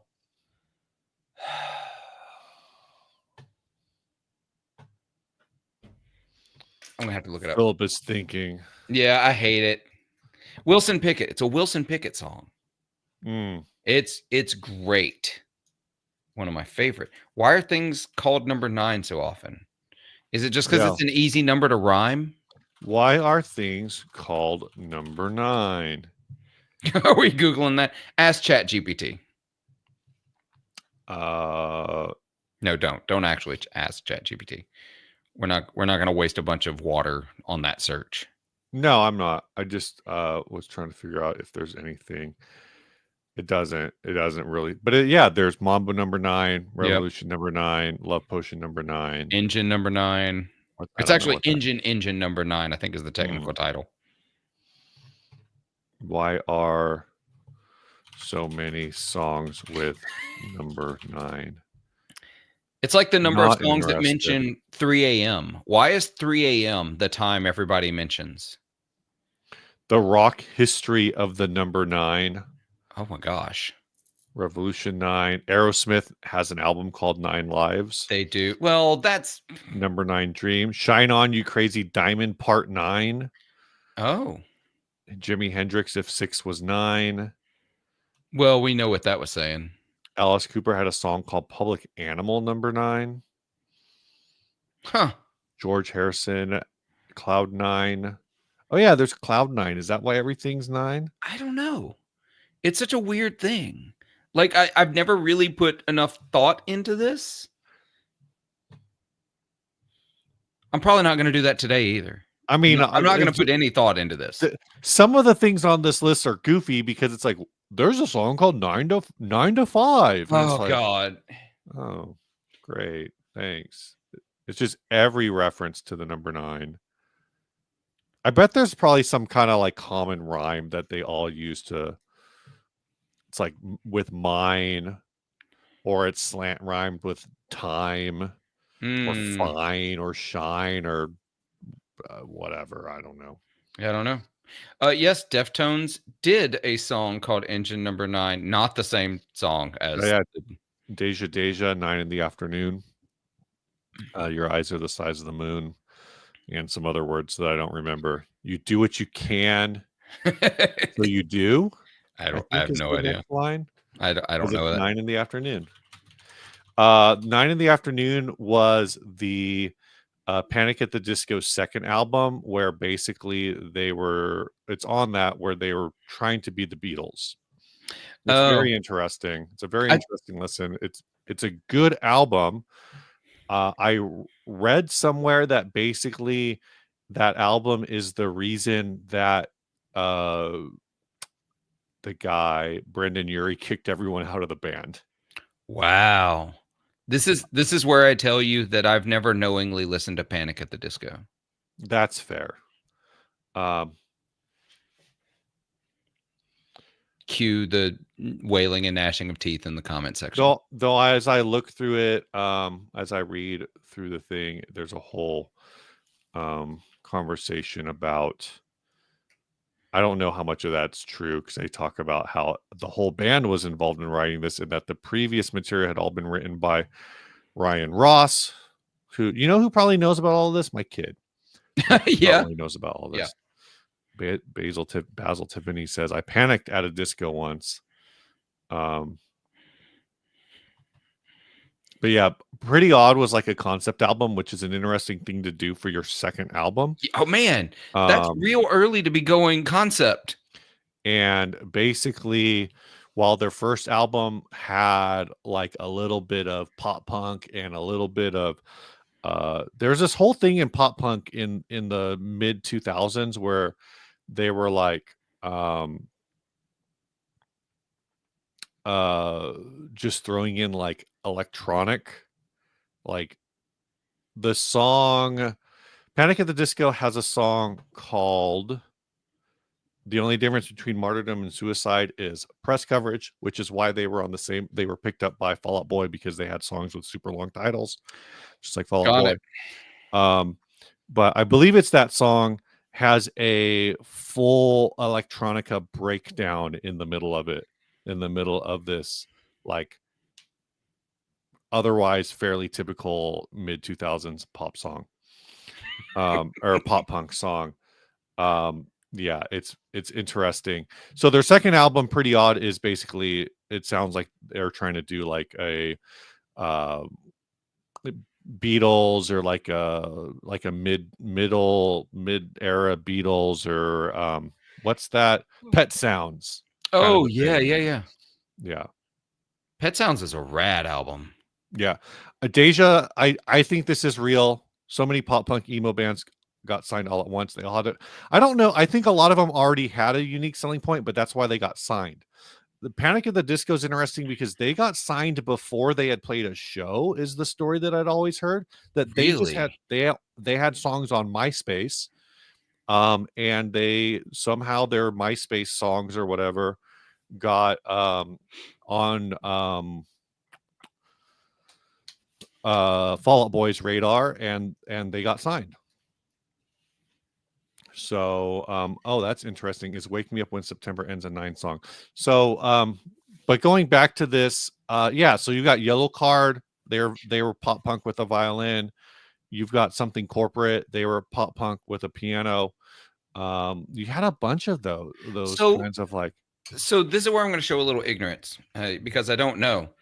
Isn't like I get the comment because so many pop punk emo bands got signed all at once. aren't Panic at the Disco a little late though in the pop punk game? Like pop punk really started in the 90s. Uh, They got signed yeah, in like but I'm saying mid like 2000s. it started there, but I think that explode like pop punk wasn't mainstreamed until maybe Tony Hawk 2. And that was for like skate punk. And that's see, Tony Hawk Pro Skater 2 came out in 2000. I think that kind of like blew it up. And Okay. even with that, it wasn't until probably a couple Blink 182 albums afterwards that it becomes like a thing where I think record labels were like, no, this is marketable. This is extremely marketable. Gotcha. Okay. Um, Cause I'm thinking like I'm having a bad time and I'm not really good at this genre, just to be really honest. Cause like early origins of pop punk, I keep thinking of things like Green Day, feels like yeah. the Oh very yeah. early Yeah. origins, Offspring, very early origins. Yeah. We're talking like mid 90s at that Yeah, point. for sure.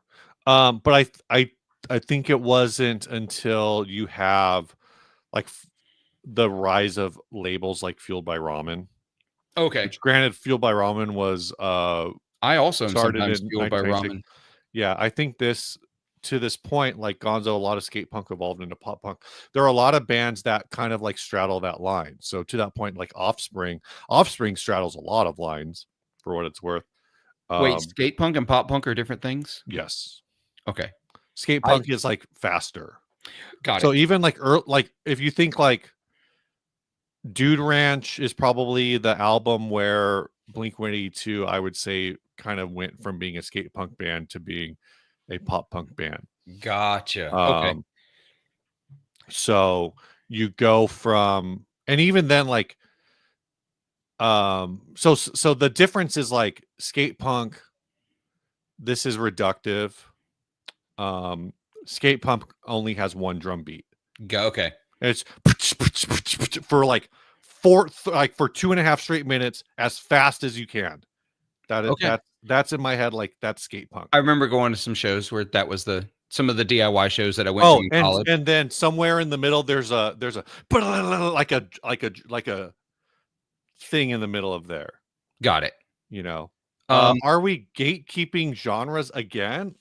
I didn't think we were gatekeeping to begin with. It can't be again when it always is. Yeah. Also, But I'm just here trying to understand them. I'm not yeah. gatekeeping anything. Anybody can play anything. Bad Actually, Religion I think of as like just more straight ahead punk. yeah. Go back to the Deja just before that. I Oh yeah, okay. good Charlotte's a really good example of Now like I get the time frame though that they're it, talking about. it's when pop punk became an MTV staple. Yes. Okay, that's So okay. I get that time frame. There was definitely an explosion then as well. That was like a lot of them yeah. all came across as like being very, very similar. I almost wonder I almost feel like Jared Leto and 30 Seconds to Mars blowing up is actually after I think most that's of this even was happening. I think it's later than Panic at the Disco getting signed and coming out. I mean, they're big. I know they existed, so their first album came out in 2002. Um, but when was that song? I guess the kill came out in 2006. So I guess going off of that, I feel like they were kind of in the middle, but I Yeah. don't know. What happened to Matchbox 20, Snarky, is they're probably playing your local county fair. Or whatever casino is local to you.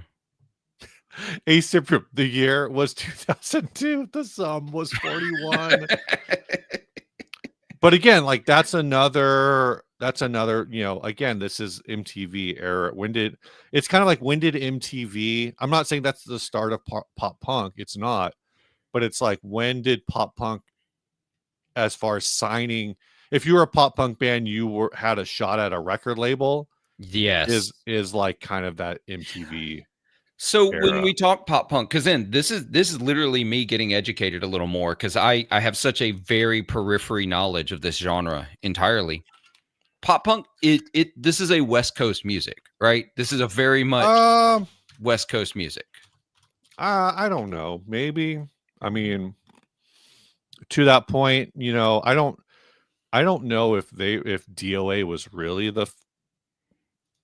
terms are always weird because terms are always applicable. But yeah, DOA I found out was Canadian recently. I known about them for a while. I did not know they were from Vancouver. But yeah, to Amanda's point, like Sum 41 is from Ontario. Um, Snarky, like if you go OG, pop punk is British. Well, Like, punk is definitely more British. but what's the difference? Are the Sex Pistols punk, or were they pop punk because they're a boy band? I don't I know. see. I think of them as punk, at least as the sound goes. But like Offspring, Green Day, that's all like all the origin, like the bands I think of, like Right, the right. beginning of pop punk. They're all Southern California bands. Yeah, that's fair. Well, Green Day's from the Bay, but Also, being skate culture, yes, skate culture was all over, but like mhm. California has a renowned skate culture because of the climate. You can skate year round, Yeah, yeah, outdoors, I should say. yeah. No, I think there's probably a lot to that. There's definitely a I mean, the number of pop punk bands and skate punk bands that came out of Orange County is too numerous to count. Yeah. Um, but Gonzo says Avril Lavigne invented punk, and I can't believe bands like the Dead Kennedys get so much more credit. I mean, listen, Avril was my girl until her body double replaced her.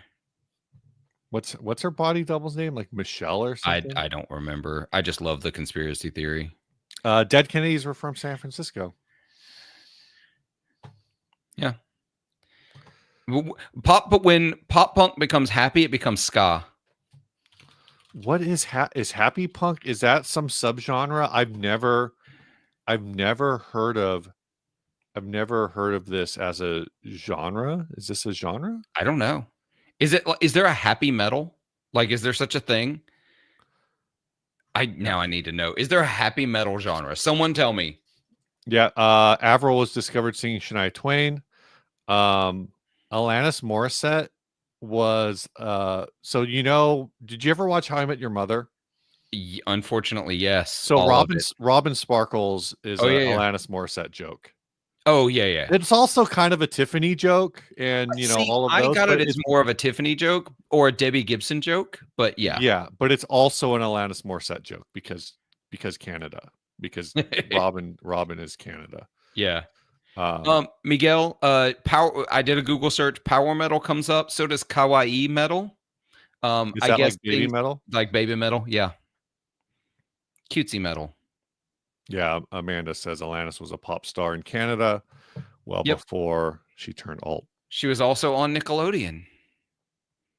Was she on You Can't Do You That on can't. Television? Yes, she Which was I on. You think can't do that on television. was also a Canadian show. Oh, was it? I could be wrong, but I feel like it was Canadian first. Yeah, it's from CTV. I don't know when it became a Nickelodeon thing. Good night, Michael. But originally, it was a Canadian sketch comedy television series aired from 1979 for airing in the United States in 1981. Basically, it's the precursor to all that. It's Yeah. Second City for kids. Which, by the way, I watched her set from Glastonbury, and she still freaking got it. She's still I'm killer. sure. Oh, Yeah. I still love Alanis Morissette. Yeah. So, According to YouTube, The Offspring, Why Don't You Get a Job as Happy Punk? I've never, like I said, I've never heard this term. Yeah, I've never heard it, and I don't know a ton of Offspring. So, No. my favorite Canadian band is the Brothers Landreth. So, I have not heard April Wine, but now I'm gonna have to check them out. Do the Dropkick Murphys have any other songs that everyone knows? Dude, people get mad at me about this, but I get Flogging Molly and Dropkick Murphys confused all the time because I only know one song from either of them. I think Dropkick Murphys is Shipping Up to Boston, and I think Flogging Molly is Save What's Left of the Flag for Me, but I get them confused. So I don't know either of them well enough to keep them straight. So,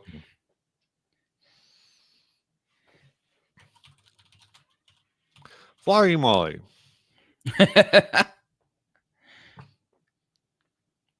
There's another I don't know. in that like Irish rock folk. I don't know how to call that genre. In that, Mhm. there's another one. Who's the other one that I'm missing? Dropkick Murphys, Flogging Molly, and there was one more that I don't think was as big as either one of those, but I can't think of it. Yeah. Oh yeah, they have Flogging Molly has a song called Drunken Lullabies that I forget about. Gotcha. But And, again, and I'm looking at it, so that's why I'm like, oh yeah, that song. Huh. Are they both also, from Massachusetts? I let's feel like not, when I legally tell they have to y'all be. I don't know a They band are not. or whatever, I could also probably go on a rant about a whole bunch of bands that y'all have never heard of that I love. So just let's not pretend like our individual tastes are the be all end all of musical tastes. But they are. Oh yeah, I'm right. I'm obviously right. Uh, I mean, I've listened to every Blind Lemon Jefferson record, so who? exactly.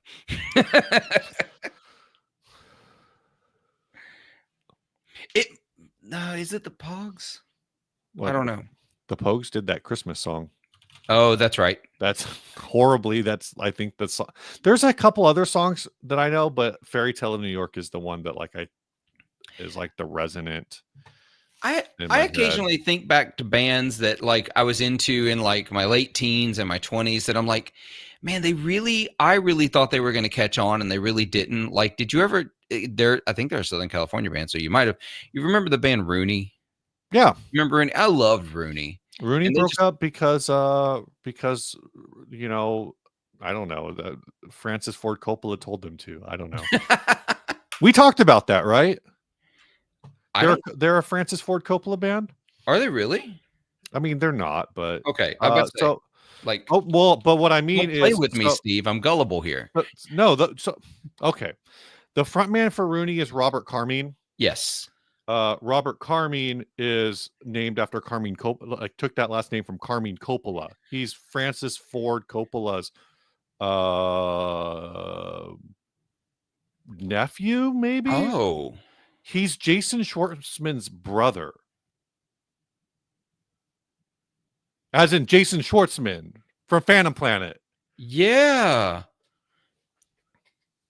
But yeah, I and A. Cyprian Rooney's first album is incredible. Oh yeah, that first album is so Uh good. I got to see them. So they did a live DVD. We happened to be in Los Angeles playing some shows, and I saw that they were playing in Los Angeles while we were there. So I went to that show, and that's the one they did the DVD recording of. And like I think that's when he was dating the guitarist for the Donnas, and so hmm. she came out and played a couple of songs with them, and yeah, it was great. The difference is Air is a band when they're not making songs for Sofia Coppola movies.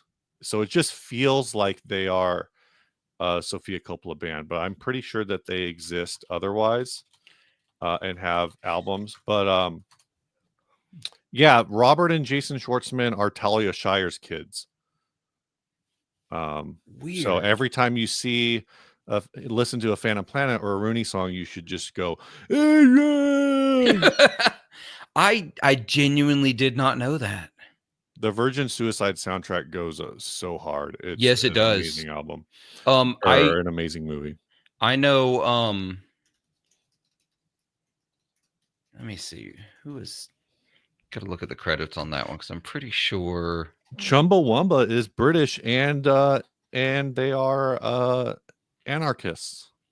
Yeah. I did hear though that they took that name, from an indigenous Native American tribe, and it means thanks for that one song. Really? No, I'm kidding. I'm making that up. That what is that name? Is it just I nonsense? I think it is nonsense. I'm trying to see if quick scan of Wikipedia. I just know that tub thumping is supposed to be like an anthem for the working man. Like that's what that whole song is about, is how the working man gets knocked down and then goes and slams back a couple pints at the pub after work and then does it all again. So that's fun. That's a fun Yeah. fact. Also, Chumbawamba started in 1982, Wow. apparently. Wow. Blues Brothers soundtrack is good, and you would think that that would be like a big one for me, but it's actually not one of my favorite soundtracks. Hmm. Oh, okay, Steve, we'll end on this because we got 5 minutes. We can go a little over. I want you to think for just a moment. 3 or 5. Pick a number. 3 or 5. 5. 5 favorite music soundtracks. 5 favorite movie Movie soundtracks. Yeah, movie soundtracks. Sorry. Oh man.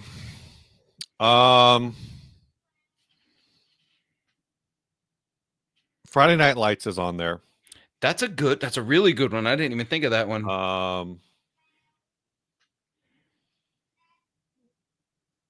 I'm sorry, I'm still looking up where the Chumbawamba name comes from. But I'm not, apparently it's from some kind of name or some kind of thing that people would say. It meant nothing, signified nothing, and didn't attach to us any preconceptions. Apparently they were at a drum circle in Africa, something like that.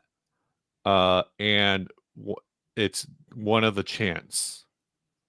Anyway, sorry. Yep. Friday Night Lights. Okay. That would be one of them. I'm not a soundtrack listener, so this is.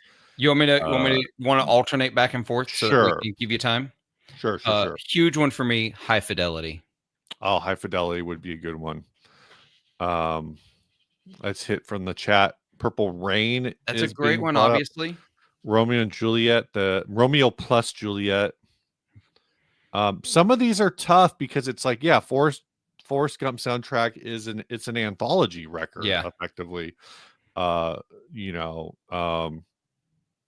also brings up Dazed and Confused, Blues Brothers. So like when I'm like in the case of Friday Night Lights, like that, I'm thinking of like the original score.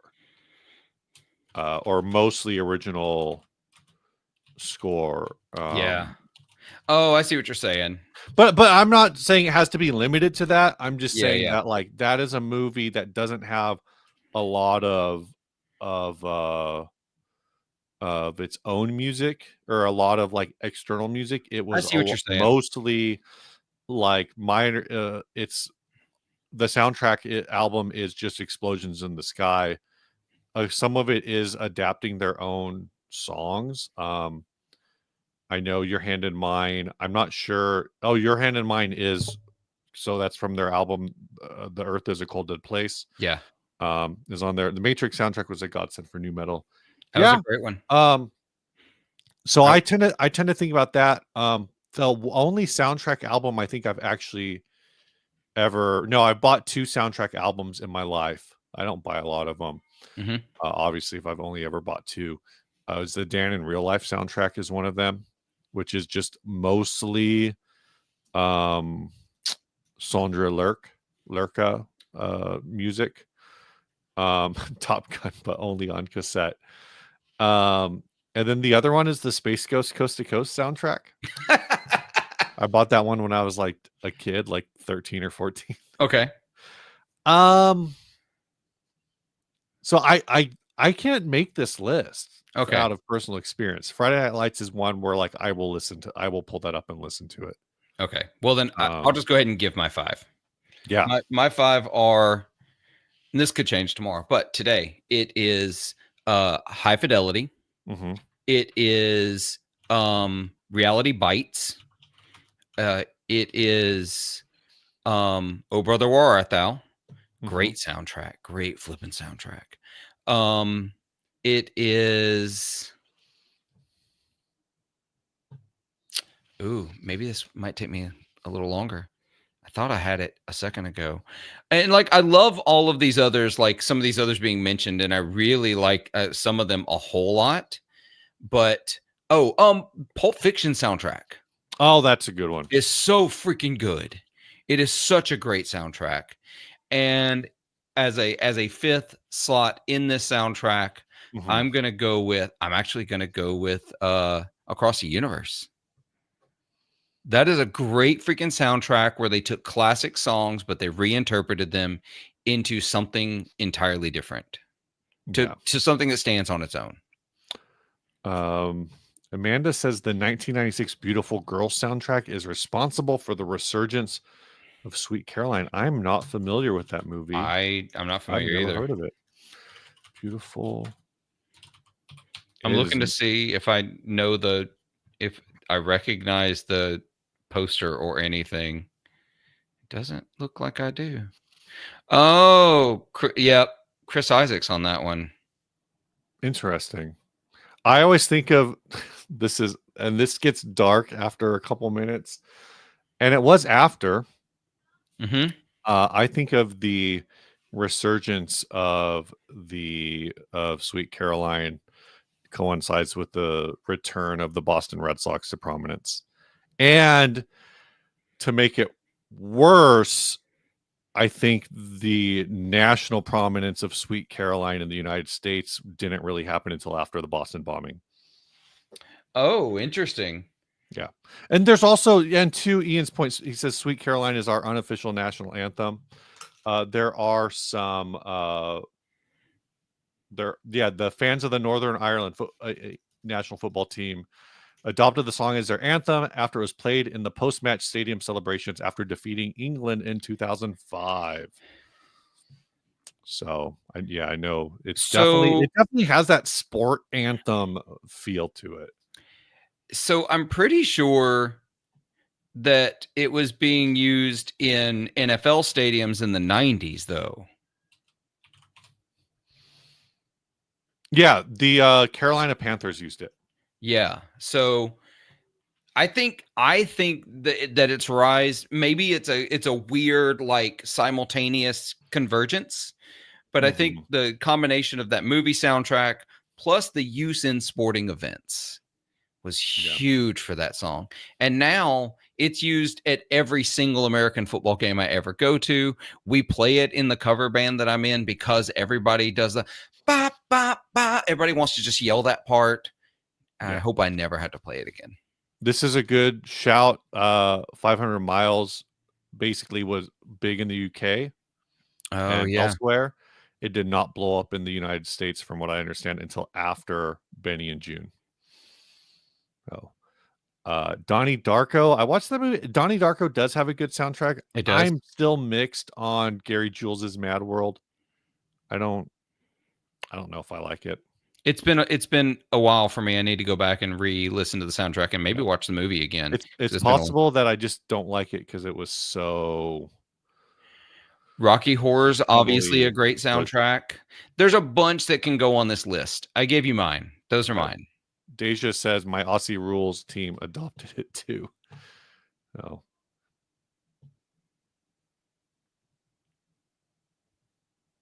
Oh, Amanda. Sometimes you just have to separate the art. I've actually met and had a conversation with Caroline Kennedy too, so that's even Oh, weirder.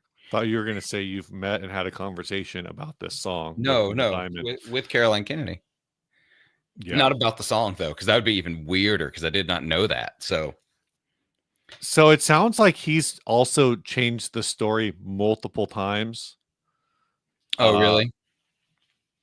so, in 2007, he said it was about uh, the inspiration for the song was Caroline Kennedy. He sang this song for her in 2007. Uh, in 2011, he said it was a cover photo of her on a horse that came to mind. And then the rest of the song was written 5 years later. And then in 2014, he said the song's actually about his wife, but he just needed a 3-syllable name. And Sounds like he Caroline didn't was know. so, you know, Sounds like an awful lot of trying to avoid the truth. yeah. And do all of the Phil Collins 90s movie soundtrack theme songs become one? uh one movie soundtrack, one super movie soundtrack. No, but that Tarzan soundtrack is freaking great. No. Man, Disney really knew how to do a soundtrack in the 90s. Here's a weird, maybe, I don't know if it's a weird take on the topic of Sweet Caroline. What do you do? I mean, I feel like this falls squarely into the realm of varying levels of music artist creepiness, that you hear a song, the song is catchy, and then you find out later, like Sweet Caroline wasn't about Caroline Kennedy until 2007, apparently. Right. And before that, it was just a song about some lady named Caroline. There's a joke recently I saw. Do you know we talked about them earlier? The band Yellow Card. Oh I yeah. said they're violin pop punk. The violin pop punk. So, I mean, to divert slightly, for what it's worth, A Cyprium Sublime was like, that song is explicitly creepy. A few of their songs but that one in particular. I mean, Prince has a song about his sister, so. I mean, Sublime has a song about a 12-year-old hooker. But that too. But suddenly I'm glad I didn't listen to a ton of Sublime. Yellow Card's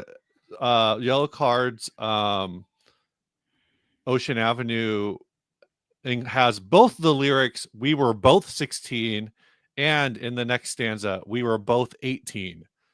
Yellow Card might be the only band that really emphasizes the age appropriateness of their relationships, particularly in the pop punk genre, which is known for not being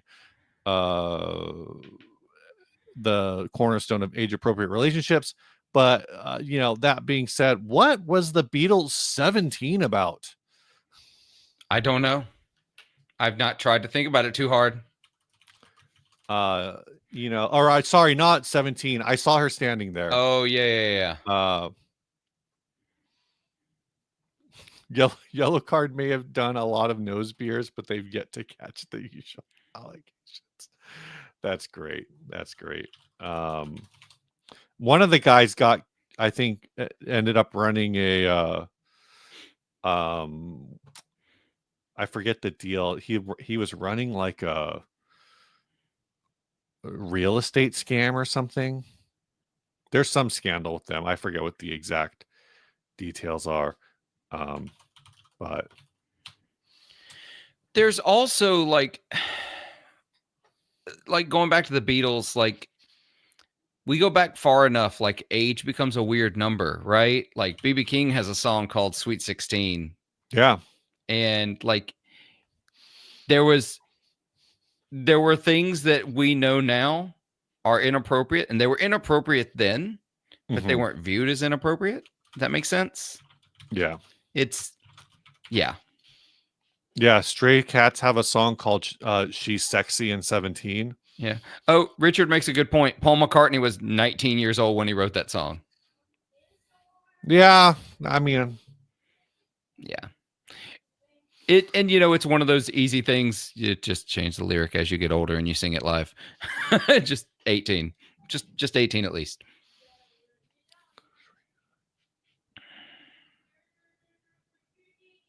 Yeah, I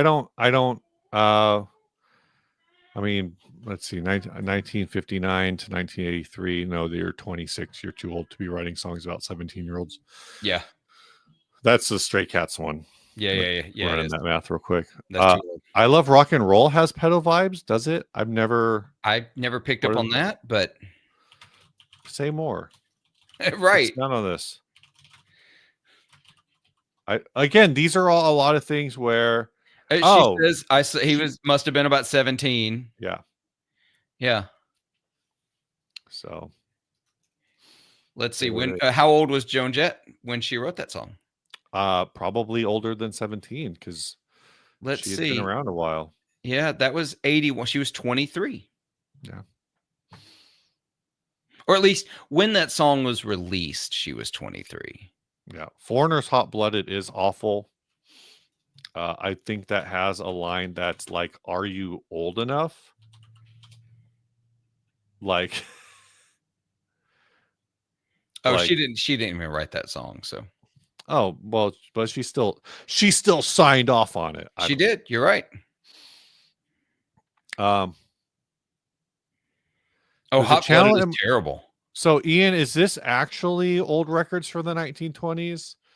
Because there are some channels that that are making like fake recordings, but that being said, there because it was a lot of the old blues records are like dirty as hell Oh, from like yeah. the 30s. Oh, yeah, it says as far as I know, actual records. I mean, it's definitely possible. I'm not ruling it out. So anyway, we said we are going to end. We are Yeah, now yeah. over. We don't need to mention. Michael Kraus says we don't need to mention Winger. I don't know what the Winger thing is. Yeah, I don't know the winger thing either. Um, I am really interested. Send me that channel that is playing the 20 stuff, Ian. Send that to me. I want to check that out. I'm curious if it's one of those that's like using AI to make songs that sound like they're from that period, aren't actually. There's a few of those. I think that's what Steve was referencing. I'm curious if it's actually 20s music because I need to hear it. Yeah. Uh, I feel like we could just go on and on down this list, and like we've opened up a Pandora's box of yeah, like yeah. creepy music lyrics. This needed to be the opener. Yes, it did. Next time we'll save this. We'll bring this back. According to the singer of Foreigner, the song Hot Blooded is supposed to be about not knowing, but it still just seems like, I don't know, man. People, the things when people put pen to paper, you're kind of like, I don't know, man. Michael, I can't. I canceled my Spotify because I don't want to fund AI research into weapons of war. A Pandora's box, God dang it. you might say. You All might right. say. And That's that's good. where we end it. All right, folks. Thanks for hanging out. I've been Steve. Podcast coming Tuesday this week because there's a product launch tomorrow, unless that product launch gets moved, but I don't think it will. And Oh, since you're all still here, and I forgot to do this, one last round of gifts before we shut it oh, down look for at the that. 33 people of you remaining, which means 1/3 of the people who were in this chat today now have a gift membership. The gift membership to 60 Cycle Hum gets you the little 60 Cycle Hum, the icon next to your name, and pretty much nothing else, because we do all of our fun behind the words behind the scenes things over on Patreon. Yep. Yep. And I have been and will continue to be Phillip, 40 Watt Podcast. You're Phillip. Have an episode coming out this Friday, and I think I've got a video that's going to drop midweek. We'll see. I started scripting this a run of videos that I've been talking about for a while. So hopefully we'll see those drop soon. Yep. Awesome. All right, guys and gals. Stay grounded. Bye.